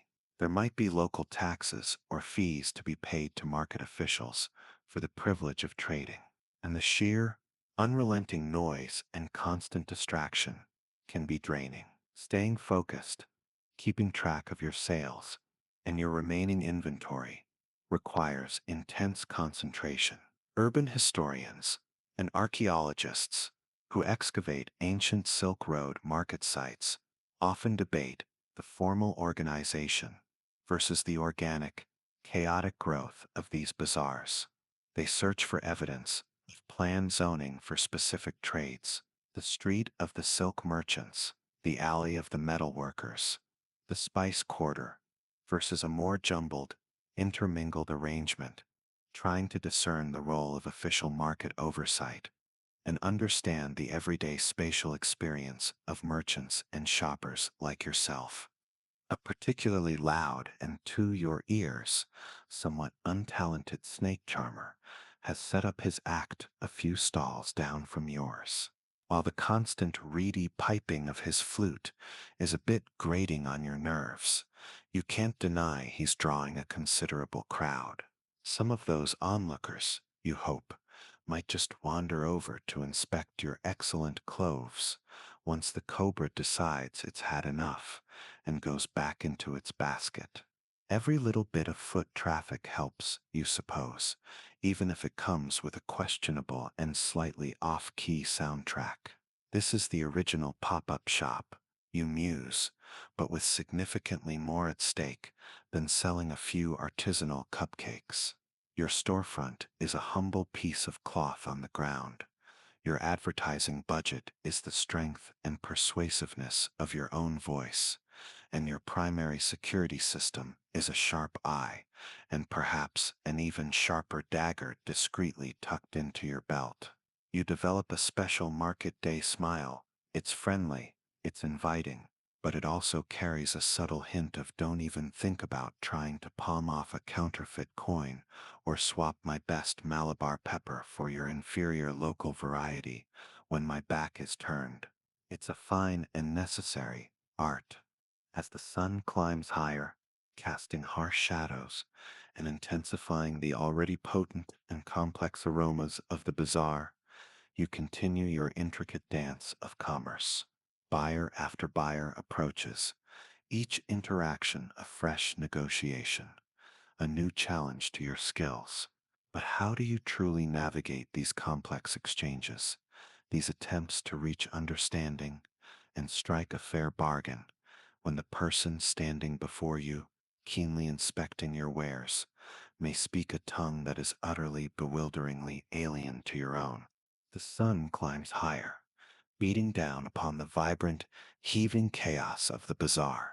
Buyer after buyer approaches your modest stall, their faces a captivating tapestry of the Silk Road's diverse humanity. Each interaction is a fresh negotiation, a new challenge to your skills as a merchant, a delicate dance of ardo to caudo, supply and demand.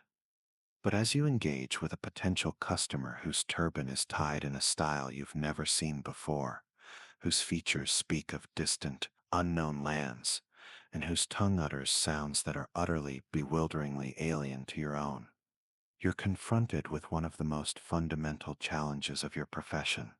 How do you bridge the chasm of language? The Silk Road, by its very nature, is a Tower of Babel in motion.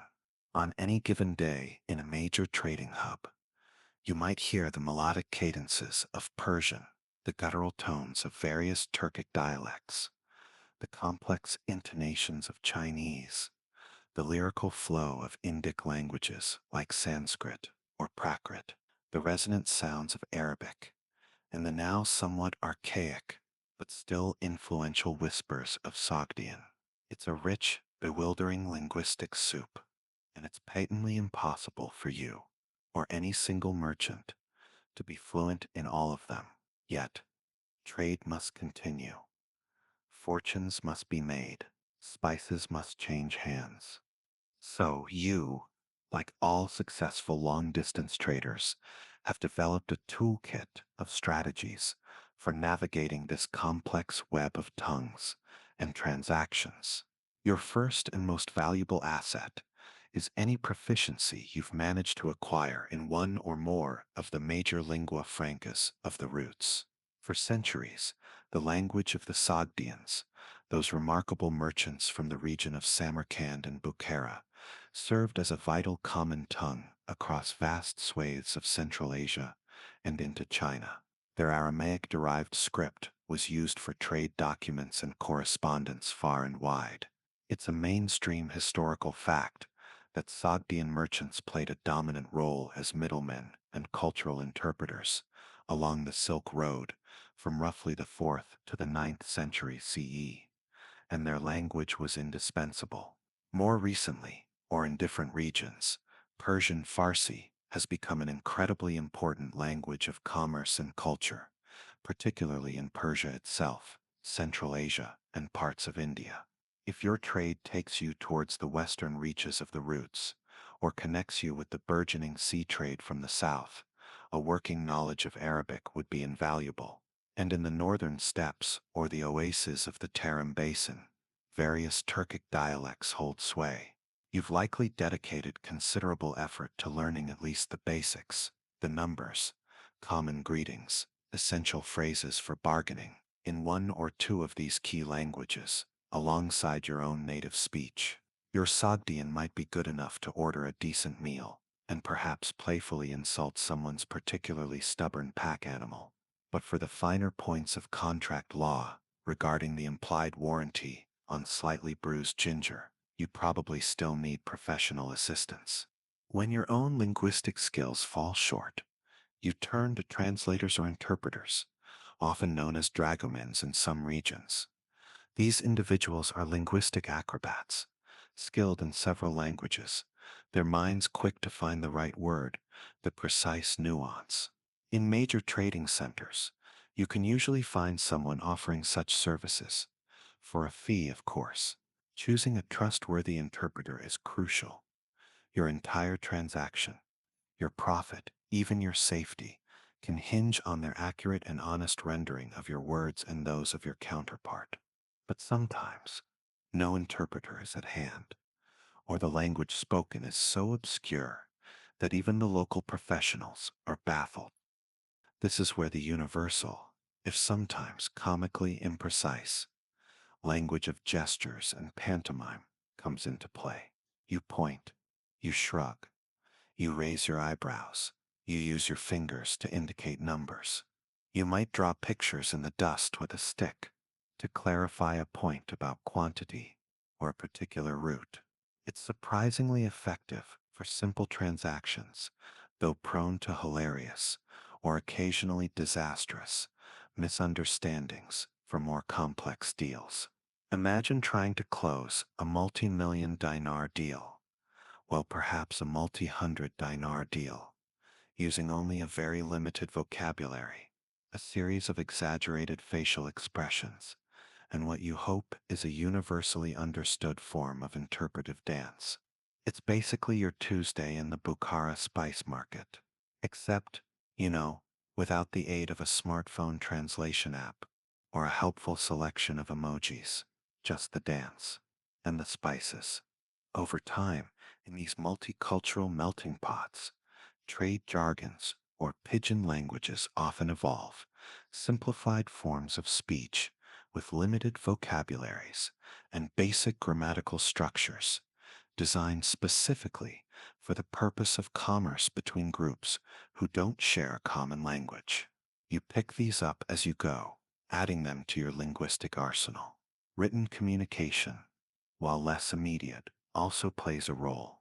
Simple contracts, tallies of goods, or letters of credit might be drawn up, sometimes using a shared script like Arabic or Persian, or perhaps dictated to a professional scribe who can render them in the appropriate language. Beyond the mere words, or lack thereof, there are the subtle nuances of cross-cultural negotiation. Different cultures have different norms around bargaining, different expectations of politeness, different ways of building trust or showing respect. A gesture that is perfectly acceptable in your homeland might be deeply offensive here. An abrupt refusal might be seen as rude, whereas a more indirect, face-saving approach is preferred. Patience, keen observation, and a willingness to adapt are essential. Misunderstandings can be costly, not just in terms of money, but in terms of relationships and reputation. Numbers themselves can present a challenge. Different cultures may use different numeral systems or different ways of conceptualizing large quantities. You become adept at using your fingers, at arranging pebbles or beads, or even employing a simple abacus-like counting board to ensure both you and your trading partner are envisioning the same quantity and agreeing on the same price. Linguists and historians of mathematics debate the extent to which standardized systems of counting and numerical notation were adopted across different cultures along the Silk Road versus the persistence of diverse local systems and the ad hoc, often ingenious, methods merchants like you develop to bridge these numerical divides during transactions. You've learned, sometimes the hard way, that a particular flick of the wrist when discussing peppercorn prices in a Cotonese market means your offer is a profound insult to my ancestors, my prize-winning camel, and the very air I breathe, whereas a somewhat similar gesture in Samarkand simply means, I find your proposal intriguing, but I must first consult my abacus and my digestive system. It truly pays to study local customs, and perhaps to carry a large, neutral-colored handkerchief for mopping your brow during particularly intense cross-cultural moments. Sometimes, after a particularly bewildering negotiation that has involved three languages, a lot of hopeful pointing, and several cups of increasingly lukewarm tea. You and the other party both just agree on a price because you're too mentally exhausted to try and understand each other anymore. It's the universal language of extreme fatigues finally closing the deal, slowly, painstakingly, through this rich, often frustrating, but ultimately rewarding tapestry of spoken words, expressive gestures, careful listening, and perhaps the invaluable help of a hired tongue or a friendly fellow merchant who shares a language. Understanding is eventually reached. A price is settled, a quantity confirmed. The terms of the exchange, all are, at long last, blessedly clear to everyone involved. But now, with the communication hurdle overcome, comes another intricate dance, another potential minefield of misunderstanding, the settling of accounts, the actual exchange of value in a world teeming with a bewildering, almost dazzling array of coins, weights, and measures. The words have been spoken, the gestures understood, the subtle nods and inscrutable expressions have finally resolved into a mutually agreeable price for your precious spices.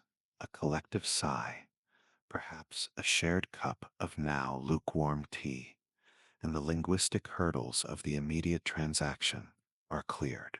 You feel that small, satisfying thrill of a deal well struck. But hold on, my friend. Don't start mentally spending your profits just yet. Now comes another intricate dance, another potential minefield of calculation and confusion, the actual settling of accounts. In this sprawling, interconnected world of the Silk Road, you must now grapple with a bewildering array of coins, a puzzling variety of weights and measures, and the often opaque, trust-based systems of early financial exchange. Imagine your pouch, or perhaps a sturdy money belt hidden beneath your robes. It's unlikely to contain a neat stack of universally accepted currency. Instead, it's more probably a motley collection, a veritable numismatic museum, reflecting the diverse empires and petty kingdoms whose territories you or your goods have traversed. You might have some gleaming gold Byzantine solidi, their emperors gazing stoically outwards, a few heavy silver Sasanian dirhams from Persia, adorned with regal portraits and fire altars, perhaps some Islamic dinars and dirhams elegantly inscribed with flowing Arabic script. Then there are the ubiquitous Chinese copper cash coins, with their distinctive square holes in the center, often strung together in long chains. And intermingled with these major currencies, you'll encounter a bewildering assortment of local princely coinages, some beautifully crafted, others crudely struck, their value often uncertain beyond their immediate region of issue. Your first challenge, then, is to agree on a common standard of value. If you're dealing in coins, you must assess their purity. Is that gold coin truly gold, or a cleverly gilded base metal? Is the silver debased? Coin clippers, who shaved off tiny slivers from the edges of precious metal coins, and outright counterfeiters were a constant menace, their nefarious work making every transaction a test of your vigilance. You learn to feel the weight of a coin in your palm, to scrutinize its markings, perhaps even to bite it gently, relying on experience and a healthy dose of suspicion. Exchange rates between these various currencies could fluctuate wildly, influenced by political events, trade balances, or simply the perceived reliability of the issuing authority. It's enough to make your head spin faster than a dervish in a high wind. Often, especially if trust in the local coinage is low, or if the sums involved are very large. Payment is made not by counting coins, but by weighing precious metals directly. You might receive payment in gold dust, carefully hoarded nuggets, or, more commonly, in silver, perhaps rough ingots, or, quite frequently, pieces of cut-up silver objects like jewelry, plates, or ornaments, known as hack silver. For this, your own set of accurate scales and trusted counterweights. The very same ones you might use for weighing spices becomes absolutely indispensable. It's a mainstream historical fact that due to the sheer variety of coinages and their often uncertain metallic content or official value, merchants on the Silk Road frequently relied on the intrinsic value of weighed precious metals, particularly silver, for significant transactions. Archaeological finds of merchant hoards often contain a fascinating mix of diverse international coins alongside such pieces of hack silver, tangible evidence of this pragmatic approach.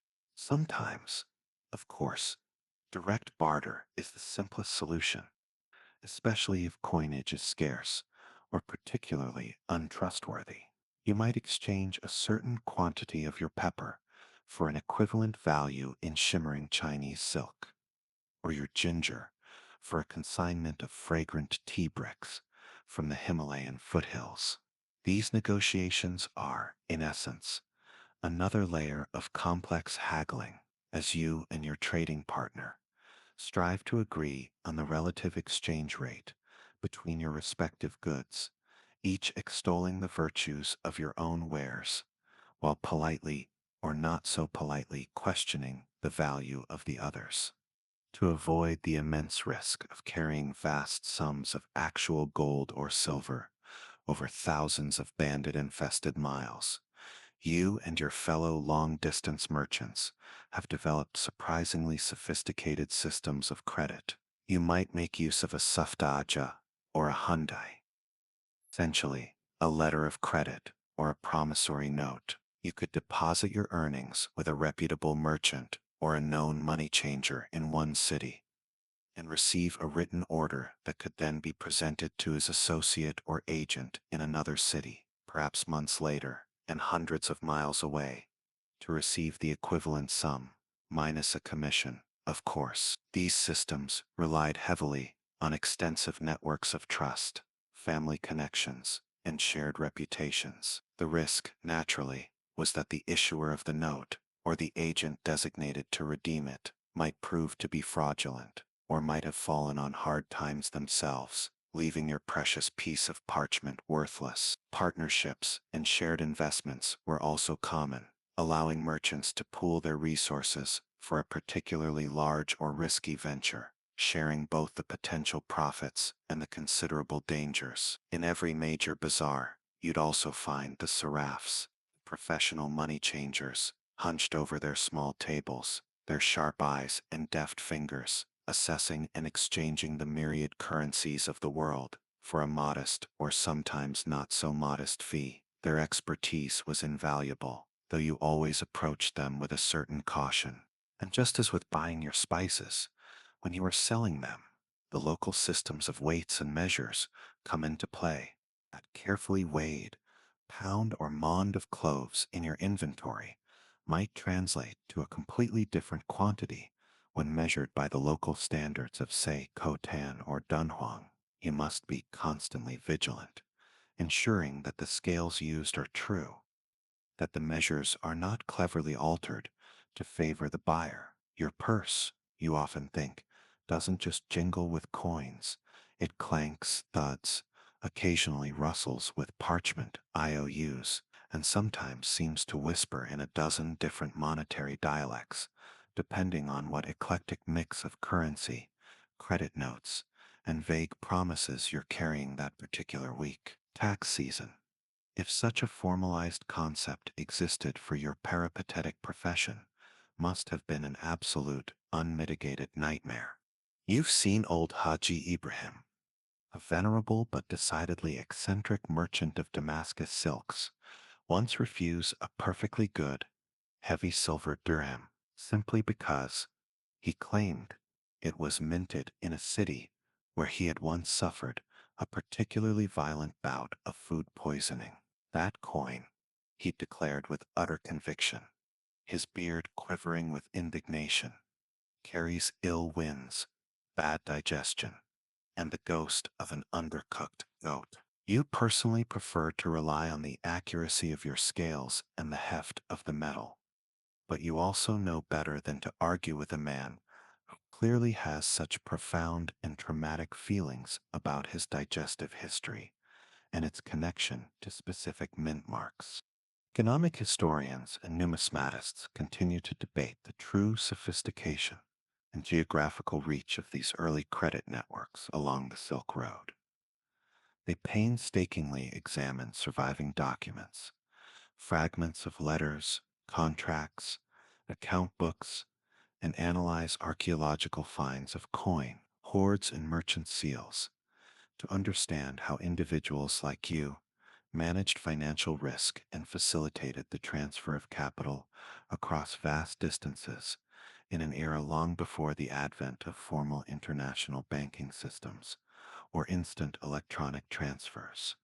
With the final coin at last counted and its authenticity triple checked, the last measure of silver dust carefully weighed and verified, or the intricate terms of a credit arrangement duly noted, witnessed, and sealed with a dab of wax bearing your unique mark, the transaction is, at long blessed, last, complete.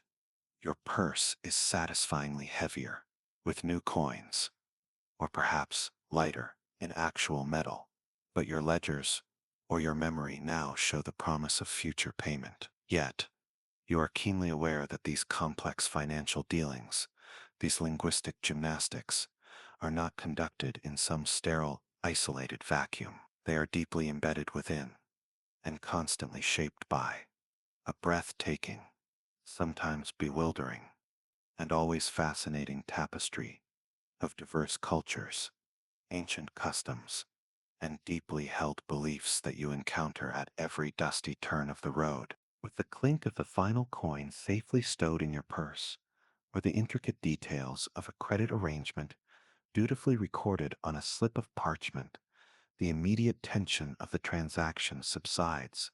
A successful deal, a fair exchange. These are the small victories that punctuate your long and arduous journeys. But as you step back from your stall in the bustling bazaar, or conclude your negotiations in a merchant's quiet courtyard, you are reminded with every sight, every sound, every unfamiliar aroma that these complex dealings are not conducted in some sterile, isolated bubble.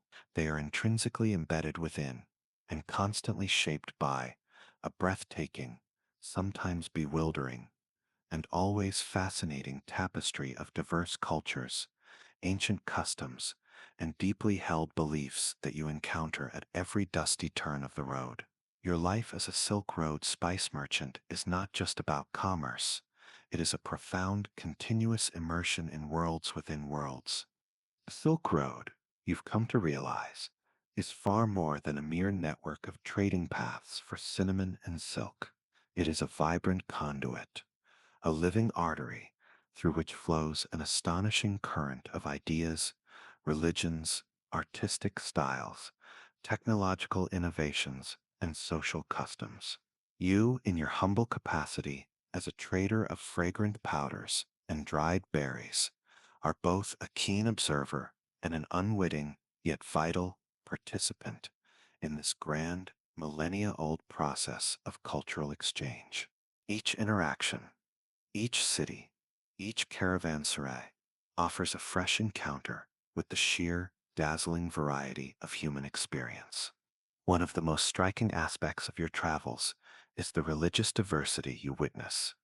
As you journey eastward, you might pass through lands where the ancient Zoroastrian faith of Persia still holds sway, its sacred fires tended by priests in white robes. Further on, in the oasis kingdoms of Central Asia like Kucha or Turfan, or as you approach the great empires of the East, you encounter the serene presence of Buddhism. You see magnificent monasteries carved into cliff faces, like the awe-inspiring Buddhas of Bamiyan, their colossal forms gazing peacefully over the valley. You observe saffron-robed monks chanting their sutras, their prayer wheels spinning, their temples fragrant with a different kind of incense than what you carry in your bales. In other regions, you might find communities of Nestorian Christians, their churches echoing with Syriac hymns, or followers of the prophet Mani, with their dualistic worldview and beautifully illuminated texts. Jewish merchants and scholars have long been a part of these trade networks, their synagogues often found in the heart of major trading cities. And depending on the specific century and the particular route you traverse, you are increasingly encountering the dynamic and rapidly expanding faith of Islam, with its elegant mosques, its resonant calls to prayer, and its distinct legal and social codes. It is a mainstream historical fact that the Silk Road was a primary conduit for the spread of major world religions. Buddhism, for example, traveled from its birthplace in India through these very Central Asian routes to take root and flourish in China, Korea, and Japan, largely thanks to the patient movement of monks and devout merchants like yourself, who sometimes carried sacred texts alongside their commercial goods. Navigating this religious landscape requires a delicate touch, a combination of respect, discretion, and often a pragmatic neutrality. Your primary concern is trade, and offending local religious sensibilities is simply bad for business. You learn the basic forms of greeting, the days of rest or festival, the things to do, and more importantly, the things not to do. Beyond formal religion, daily customs and social etiquette vary enormously. A bow that signifies deep respect in one culture might be a casual nod in another. The rules of hospitality, the proper way to accept a cup of tea or share a meal, the appropriate forms of address for different ranks of people. All these you must observe and learn, sometimes through awkward trial and error. The food itself is an endless adventure. You might find yourself delighting in new and exotic fruits, savory stews flavored with herbs you've never encountered, or breads baked in a dozen different fascinating ways. And then, of course, there are the other experiences. You've learned, through tactful observation, that the term local delicacy can sometimes be a very polite euphemism for something you will politely chew for at least 5 minutes before discreetly attempting to hide it in your napkin when your host isn't looking. It's all part of the rich tapestry. You see different styles of dress, from the flowing silks of Chinese dignitaries to the sturdy woolen cloaks of nomadic horsemen, the vibrant cotton saris of Indian women to the simple, practical tunics of desert dwellers. Architecture, too, tells a story. The soaring minarets and intricate tilework of Islamic cities, the carved wooden balconies of mountain villages, the yurts of the steppe nomads, the pagoda roofs of distant Eastern temples. You might even glimpse new technologies or ingenious techniques, perhaps the marvel of paper being made in a workshop in Samarkand, a technology slowly making its way westward from China, or clever irrigation systems that turn barren desert into fertile oases. You might not understand the intricate science behind them, but you witness their transformative power. Living amongst these different peoples, even temporarily in the shared space of a caravanserai or the anonymous bustle of a marketplace, is a constant learning experience. You are often an outsider, your different features, dress, or accent marking you as a traveler from afar. Yet, in the shared human experiences of trade, of travel, of seeking shelter or a good meal, temporary connections are often forged. You learn to be adaptable, to listen more than you speak, to observe keenly. Social historians and anthropologists actively debate the nature and depth of genuine cross-cultural understanding achieved by Silk Road merchants like yourself. Were your interactions typically superficial, purely transaction-focused, driven solely by the pursuit of profit, or did prolonged exposure to different cultures, the necessity of communicating across linguistic and social divides, and the shared experiences of the road lead to moments of more genuine intercultural empathy, a broadening of worldviews, perhaps even a questioning of your own ingrained assumptions? In one small, almost forgotten oasis town, nestled deep in a mountain valley, you recall observing an annual spring festival where, for an entire day, every single inhabitant, from the oldest elder to the smallest child, wore elaborate, brightly painted bird masks and communicated only by a complex series of whistles and chirps. The official reason, you were told by a local who took pity on your bewildered expression, was to honor a legendary bird spirit of the well who had once guided lost travelers to water. You couldn't help but suspect, with a wry smile, that it was also a remarkably clever and effective way to avoid all pointless arguments and domestic squabbles for a full 24 hours.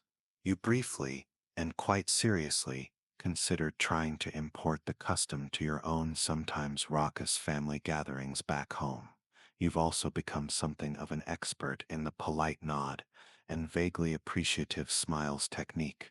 Your go-to response for when you have absolutely no earthly idea what someone has just said to you, but you're reasonably confident, say 70-30, that it wasn't a declaration of war or a grievous insult to your camel's ancestry. This incredible kaleidoscope of cultures, this constant, sometimes overwhelming, immersion in worlds so very different from your own, is an undeniable, if occasionally exhausting, part of your life as a Silk Road merchant. It undoubtedly enriches your journey, broadens your horizons, deepens your understanding of humanity in all its fascinating variety, and on occasion gives you a cracking headache from simply trying to remember which specific form of greeting to use, or whether to remove your shoes before entering a particular building. But amidst all this profound cultural exchange, all these sensory feasts and intellectual puzzles, the pragmatic, sometimes harsh, concerns of your trade inevitably remain. As you approach a major destination, or perhaps the very end of a significant leg of your long journey, your thoughts, by necessity, must eventually turn back to the bottom line, the delicate, often precarious, and always critical balance of profits and losses, the kaleidoscope of cultures, the endless parade of new faces, unfamiliar customs, and exotic landscapes has been an undeniable, if sometimes utterly exhausting, companion on your long trek. It has certainly enriched your journey, broadened your horizons far beyond the confines of your home village or city, and occasionally given you a rather splitting headache from the sheer effort of trying to remember which specific bow or honorific to use with which particular dignitary. But amidst all this profound cultural exchange, all these sensory feasts and intellectual puzzles that stimulate your mind, the pragmatic, sometimes brutally stark, concerns of your trade remain ever present. As you finally reach a major trading destination, or perhaps mark the end of a significant leg of your ambitious enterprise, your thoughts, by necessity, must eventually pivot from the poetry of the road to the prose of the ledger, the delicate, often precarious, and always critically important balance of profits and losses. This is the moment of reckoning. You've successfully navigated treacherous mountain passes, survived scorching deserts, outwitted, or perhaps just outrun potential bandits, and skillfully negotiated for both the acquisition and the sale of your precious spices. Now, in the relative quiet of your rented room within a bustling caravanserai, or perhaps a small, private chamber in a merchant's guest house, you find a quiet hour away from the clamor of the marketplace to do your accounts. Your tools are simple but effective, perhaps a well-worn abacus, its beads clicking softly as you manipulate them with practiced fingers, a small bag of smooth counting pebbles, or a sharp stylus and a reusable wax tablet, its surface scarred with the ghosts of countless previous calculations. If you are particularly prosperous or hail from a region where it is more common, You might even have a precious roll of parchment, or a few sheets of paper, and a reed pen and ink pot for a more permanent record. And always there is your memory, a vast internal ledger honed by years of mental arithmetic. The first task is to tally your revenue, the proceeds from the spices you've managed to sell. You carefully count the array of coins you've received, those Byzantine solidi, the Sasanian dirhams, the Chinese cash, perhaps a handful of unfamiliar local currency that you'll need to exchange or value carefully. You might mentally, or with the aid of your abacus, convert these into a common standard, a familiar currency from your homeland or a major trading center, to get a clearer picture of your earnings. If you've engaged in barter, exchanging some of your spices directly for other goods like silk or tea, you must now estimate the current market value of those goods to factor them into your income. Then comes the less exhilarating part, deducting your manifold expenses. This is where the true grind of your profession becomes starkly apparent. You start with the initial cost of the goods, the price you paid for those spices, what feels like an eternity ago. Then you meticulously subtract the transportation costs, the fees for joining the caravan, the hire of camels or donkeys, if you don't own a full complement, the cost of fodder for the animals, which can be exorbitant in barren regions, and the endless succession of tolls and taxes. It is a mainstream historical fact. Tolls and various forms of transit taxes were a significant and unavoidable part of a Silk Road merchant's expenses. Various kingdoms, local chieftains controlling key mountain passes, and even powerful nomadic groups whose traditional lands the caravans traversed, all levied charges for safe passage, the use of precarious bridges, or simply for the privilege of entering their markets. These could substantially eat into your profits if not anticipated and carefully managed. You add to this your own living expenses on the road, the cost of your meager rations of food, payments for drawing water from guarded wells, fees for shelter in the caravanserais, and then there are the inevitable losses. Despite your best efforts at packing, some portion of your spices might have succumbed to spoilage from an unexpected downpour, been crushed by a shifting load, or become infested with tiny unwelcome passengers. This is a direct, painful hit to your bottom line. Perhaps there was a minor theft, a small bag pilfered when your attention was momentarily diverted. A major bandit attack, thankfully avoided on this particular leg, would have been financially catastrophic, potentially wiping out everything. You also account for any official customs duties paid upon entering a new territory, the cost of hiring interpreters or local agents to facilitate your deals, and a more delicate and often unrecorded expense, the occasional gift or strategically placed bribe required to smooth your passage with a particularly officious local governor or a greedy border guard. It's all part of the cost of doing business on these ancient, often unregulated routes. Finally, with all income tallied and all conceivable expenses deducted, you arrive at the moment of truth, the net profit. Or sometimes, despite all your hard work and skill, a net loss. It's a tense calculation. A wave of relief, a broad smile, might spread across your face if the figures are good, if the smooth river stones representing your income far outnumber the rough, dark pebbles signifying your expenditures. Your own system is simple but effective. More smooth stones than rough. Perhaps tonight you will allow yourself a slightly better quality of wine with your dinner, or a small sweet pastry from the market. More rough pebbles than smooth. Well, the water from the caravanserai well is free, mostly, and there's always tomorrow's trade. If the profit is substantial, your mind immediately leaps to the next steps. How much to reinvest in new goods? How to safely remit some earnings back to your family, perhaps through a trusted fellow merchant heading in that direction, or via a reliable safdaja.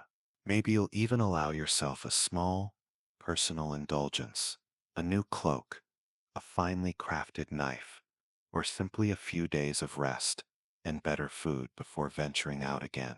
If the journey has merely broken even or resulted in a small loss, a different set of calculations begins. You reevaluate your strategy. Was the route too costly? Were the prices for your chosen spices too low in this market?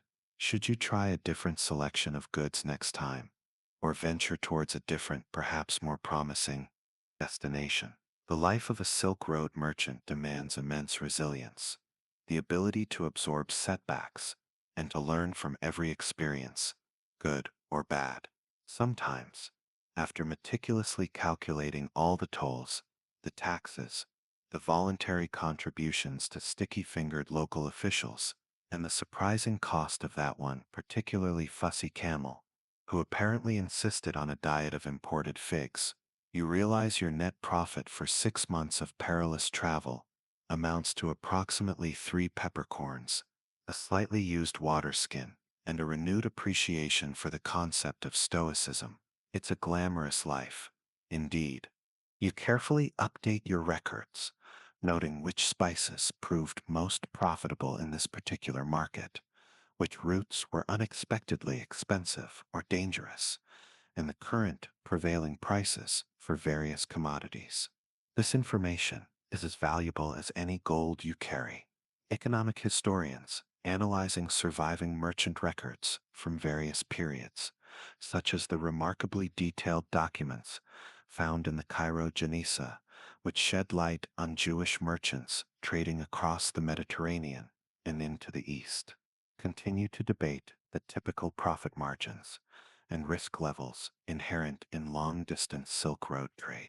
Try to reconstruct the complex financial lives of these ancient entrepreneurs and determine whether it was, on average, a consistently lucrative profession or one characterized by extreme, unpredictable highs and devastating lows.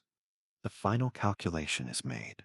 The pebbles are swept back into their pouch, the marks on your wax tablet smoothed away for the next accounting. Whether the outcome of this particular venture brings a broad smile of satisfaction to your lips or a thoughtful frown of concern, the books for this leg of the journey are now, for better or for worse, balanced. And with that meticulous accounting finally done, a whole new set of pressing questions begins to swirl in your weary but ever calculating merchant's mind. What now? Is it time to turn your face towards home, your hard won profits, if any, secured, and your family awaiting your return? Or does the irresistible lure of distant, unexplored markets, the siren song of even greater ventures and more exotic goods, call you further still along these endless, dusty, and infinitely fascinating roads? The last of the mismatched coins has been meticulously counted, its value assessed and duly recorded. The rough pebbles and smooth river stones that represent your expenditures and income have been swept back into their worn leather pouch. The wax on your tablet, bearing the final calculations of profit, or perhaps a less welcome deficit, has been smoothed over, ready for the next venture. For better or for worse, the books for this particular leg of your long and winding journey are now balanced, and as the immediate mental exertion of that accounting subsides, a new, more profound set of questions begins to swirl in your weary but ever calculating merchant's mind.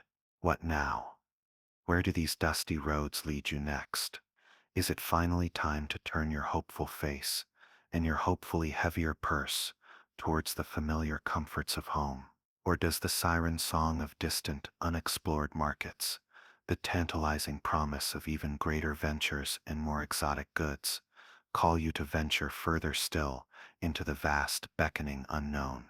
You find yourself at a profound crossroads, both literally, in this bustling Silk Road city, and metaphorically, in the landscape of your own life. The pull of home is strong, a deep, resonant chord in your heart. You picture your family, your children, perhaps growing almost beyond recognition since your last departure. You yearn for the familiar tastes of your mother's cooking, the comfort of your own bed, the easy companionship of old friends, the relative, and it is always relative, safety and predictability of your native town or village, the desire to simply rest, to enjoy the fruits of your hard-won labor without the constant vigilance and daily grind of the road is a powerful temptation. Yet, the road itself has its own potent allure, a different kind of magnetism. Here, in this vibrant trading hub, whispers abound of new opportunities in markets yet unvisited. Perhaps merchants arriving from the further east speak of a sudden demand for the very frankincense you managed to secure at a good price, or those from the west hint at a shortage of good quality ginger, a staple you carry. The thrill of a new challenge, the prospect of discovering different goods, of navigating unfamiliar routes, of potentially amassing even greater wealth. These are heady enticements for a soul like yours, a soul shaped by the open road and the endless possibilities of commerce. Many factors will weigh in your decision. The profitability of your most recent journey is, of course, paramount. If you've had a remarkably successful run, the profit's handsome and the losses minimal, you might feel emboldened to press your luck further, to reinvest your gains in a new, even more ambitious venture. Conversely, a particularly good haul might make the prospect of returning home to enjoy it all the more appealing. If, however, you've suffered a significant loss, or merely broken even after months of toil, the pressure to undertake another journey simply to recoup your losses or to provide for your family might be immense. News from home, if you are fortunate enough to receive any through fellow travelers or letters carried painstakingly across the miles, can also sway your decision. Is all well with your family? Are business conditions favorable in your home region? Or is there some pressing need that calls for your return? The information you glean here in this current marketplace from other merchants is equally vital. What are the political conditions like along the northern route? Is the pass through the mountains to India currently open and safe? Has a new tax been levied by the ruler of the next oasis state? The season and the prevailing weather also play their part. Some high mountain passes are only navigable for a few short months in the summer, and attempting a desert crossing in the height of the blazing sun can be suicidal.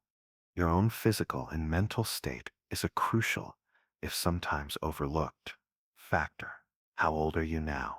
How has your health fared on this last arduous leg? Do you have the energy, the sheer resilience, to face another year or more of constant travel, of sleeping on hard ground, of meager rations, and ever-present danger? The life of a long-distance Silk Road merchant is not for the faint of heart, nor for those whose bodies are easily broken.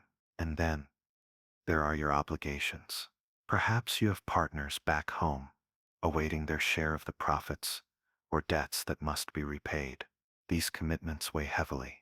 If the call of home proves strongest, your preparations will take on a new, more joyful energy. You might seek out goods in this city that are particularly valued in your own region, perhaps fine glassware, intricately tooled leatherwork, or a particular type of dyed cotton, to trade on your homeward journey, ensuring you don't travel with an empty purse or an empty pack. Or you might choose to travel relatively light, your profits converted into easily transportable gold or silver, or perhaps entrusted to a reliable agent for transfer, though carrying large sums of actual wealth is a risk in itself. You then begin the familiar process of seeking out a caravan, heading in your general direction, your heart a little lighter, your step perhaps a little quicker, with the anticipation of reunion. The journey back is still long, still fraught with many of the same dangers, but it is imbued with a different emotional tenor, each sunset bringing you one day closer to the familiar. But if the lure of the unknown, the promise of fresh markets and new commodities, proves irresistible, then a different set of preparations begins. You delve into research, talking to merchants who have traveled the routes you now contemplate. What goods are in demand there? What can you procure here that will fetch a good price? Perhaps you will trade your remaining eastern spices for sturdy Turkic horses, highly prized in China, or for valuable furs from the northern forests, destined for the luxury markets of Persia or Byzantium. You might need to seek new financing for this extended venture, perhaps forming a temporary partnership with another merchant whose ambitions align with yours. This is the spirit of enterprise, the unquenchable curiosity that defines the true long-haul trader. Many Silk Road merchants, it is a mainstream historical fact, were part of extensive family networks or well-established trading diasporas. Groups like the Sogdians for many centuries, and later Armenian, Jewish, and Indian traders, often had relatives or trusted agents strategically placed in multiple cities along the routes. These networks were invaluable, facilitating long-distance trade, providing access to credit, offering crucial local knowledge, and often influencing a merchant's decision to continue to new seemingly distant markets where a friendly face or a reliable contact awaited. Before making such a momentous choice, a choice that could determine your fortunes and even your survival for the next year or more, you've certainly seen some of your fellow merchants resort to various forms of divination. They might consult a local soothsayer, pay a small fee for an astrologer to cast their horoscope, carefully observe the patterns of birds in flight, or even interpret the cracks on a heated sheep's scapula, all in a desperate search for some divine guidance or at least a sliver of reassurance. You personally prefer to place your trust in your meticulously kept ledgers, your hard-won experience, and your own gut instincts, though you do recall once, in a moment of particular uncertainty in Kashgar, buying a surprisingly encouraging dream interpretation from a wise old woman who squinted at you and spoke of a three-headed camel leading you to a river of honey. It seemed promising at the time, and the subsequent journey wasn't entirely disastrous, so perhaps there's something to it after all. Or perhaps she just had a very good imagination. Your own camel, if it could offer an opinion on your future travel plans, would probably vote overwhelmingly for the shortest possible route to the nearest oasis, with an unlimited supply of fresh alfalfa and absolutely no sandstorms. Its opinion, while undoubtedly valid from a camel's perspective, is rarely factored into the grand strategies of international spice trading. You sometimes feel like a rather weary, dust-covered human carrier pigeon, but instead of carrying urgent messages, you're laden with cinnamon and cloves, and instead of a cozy home loft as your fixed destination, your next stop is often just somewhere vaguely profitable, hopefully before the next major political upheaval or the onset of another ice age. The decision, whether to turn your weary but hopeful face towards the familiar, cherished comforts of home, or to venture forth once more into the beckoning, exhilarating unknown, is a deeply personal one. Wait carefully in the quiet solitude of your merchant heart, under the silent, watchful stars of a foreign sky. But whatever path you ultimately choose, each individual journey undertaken, each seemingly small transaction made, each dusty mile traversed, contributes in its own almost imperceptible way to a far grander, more enduring tapestry, the intricate, ever-evolving legacy of the Silk Road merchant, a legacy woven from countless threads of courage, commerce, and profound human connection. The decision, whether it points your weary but resolute heart towards the familiar comforts of your distant home, or propels you once more into the beckoning, exhilarating unknown of yet another arduous trading venture is a deeply personal one. It is weighed in the quiet solitude of your merchant's soul, under the silent, watchful gaze of foreign stars, or amidst the lingering hum of a recently departed caravan. But whatever specific path you ultimately choose, whatever the final tally on your wax tablet, each individual journey you undertake, each seemingly small transaction carefully negotiated, each dusty mile painstakingly traversed, contributes in its own almost imperceptible way to a far grander, more enduring tapestry, the intricate, ever evolving legacy of the Silk Road spice merchant. A legacy woven from countless threads of courage, commerce, and profound human connection that spans continents and centuries. You might see yourself, quite humbly, as just one individual, a trader plying your wares, striving to make a decent living, to provide for your family, to perhaps build a small legacy of your own. You focus on the daily grind, the quality of your cinnamon, the temperament of your camels, the honesty of your trading partners, the dangers of the next pass. Yet, through these very mundane day-to-day concerns, through your personal pursuit of profit and survival, you are an unwitting agent of change, a living conduit between civilizations. You, and thousands like you, are the human threads that weave together the distant corners of the world. Think for a moment of the goods you carry.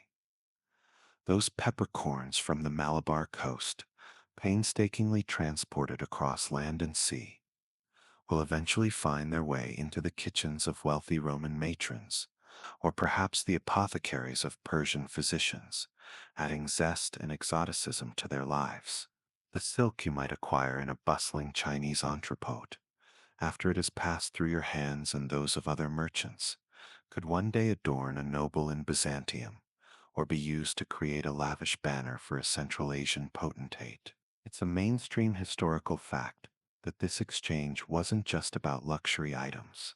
The Silk Road facilitated the movement of crucial technologies, like papermaking, which traveled westward from China, revolutionizing record keeping and the spread of knowledge. Agricultural products, too, made incredible journeys. Viticulture and the cultivation of grapes, for instance, spread eastward into China from the west, while peaches and apricots, among other things, made the journey in the opposite direction. You are part of that vast, slow, but inexorable diffusion. Beyond the tangible goods, you carry unseen cargo. You bring news from distant lands, tales of new rulers, of wars and alliances, of strange customs and beliefs. You learn snippets of different languages, pick up new words and phrases, and in turn, you leave traces of your own tongue in the places you visit. You observe different artistic styles, different ways of building, of dressing, of worshiping, and these observations, shared with others, contribute to a slowly expanding awareness of the wider world. Your very presence, that of a foreigner with different looks and different ways, challenges local perspectives and fosters a certain, if sometimes wary, cosmopolitanism in the great trading cities.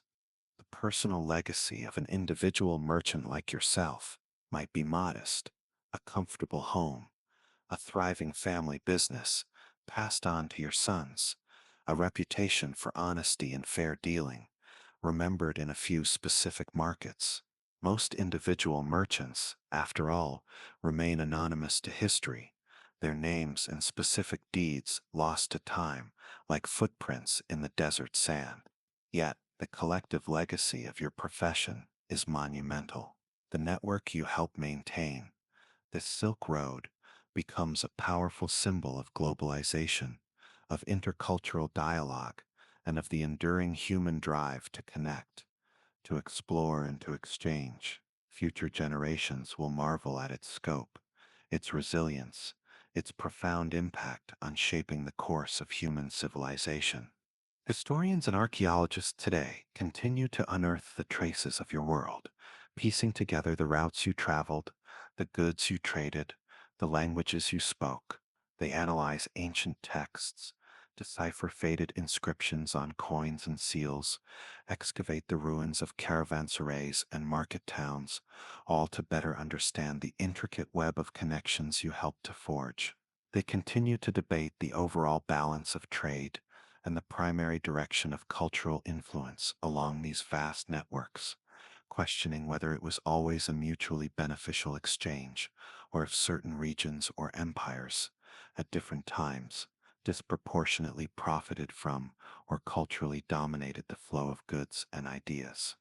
Centuries from now, perhaps a keen eyed scholar, sifting through the dust of a long forgotten oasis, will unearth a small mundane object you once lost, a uniquely carved wooden button from your cloak, a dented tin cup, a single, strangely shaped foreign coin that slipped from your purse. And from that tiny, almost insignificant fragment of your existence, they will try to reconstruct the vastness of your world, to imagine the scent of your spices, the weariness in your bones after a long day's march, the hopes and fears that filled your merchant's heart. They'll probably get many of the details wonderfully, romantically wrong, but they will be utterly fascinated. Nonetheless, they'll see in you the hardy adventurer, the shrewd businessman, the quiet hero of commerce who faced incredible odds. Before you, or anyone, gets too carried away with the romanticism of it all, however, you'd probably just remind them that mostly you were just trying to make sure your camels didn't eat all your profits before you got to market. And so, your long day, your epic journey as a Silk Road spice merchant, whether it ends with a prosperous return to a joyful homecoming, or the decision to press on towards yet another distant horizon, finally comes to its gentle contemplative end. The dust of the road, which has been your constant companion, begins to settle in the soft twilight of your imagination. The vibrant, chaotic colors of the bustling bazaar, the shouts of vendors, the haggling over peppercorns and silk, all start to fade, their intensity softening into a distant, pleasant murmur. The cacophony of the caravan, the creak of leather, the plodding of hoofs, the lowing of camels, these too recede, becoming just a faint, rhythmic echo. The rich, potent scent of cloves and cinnamon, ginger and pepper, of saffron and cardamom, which has clung to you like a second skin, a fragrant reminder of your life's work, now gently dissipates, mingling with the quiet, familiar air of your own peaceful space. Imagine your ledgers, whether of wax or parchment, finally closed, their calculations complete. Your trusty camels are resting, munching contentedly in some green imaginary pasture. Your profits, or perhaps just your hopeful, resilient plans for the next venture, are safely tucked away in the quietest recesses of your mind, no longer demanding your immediate attention. The Great Silk Road itself, with all its breathtaking wonders and its formidable perils, its myriad cultures, and its seemingly endless horizons, now transforms, becoming a vast, serene landscape of dreams. There are no more miles to trudge today, no more challenging bargains to strike, no more hidden dangers to anticipate or circumvent. There is only the soft, yielding embrace of stillness, the gentle, reassuring rhythm of your own quiet breathing, guiding you slowly, effortlessly, deeper and deeper into a state of serene, untroubled sleep. Let go of the memory of the desert winds. Release the imagined weight of your merchant's pack from your weary shoulders. You have journeyed far enough for one night. Rest now. Sleep deeply. Sweet dreams.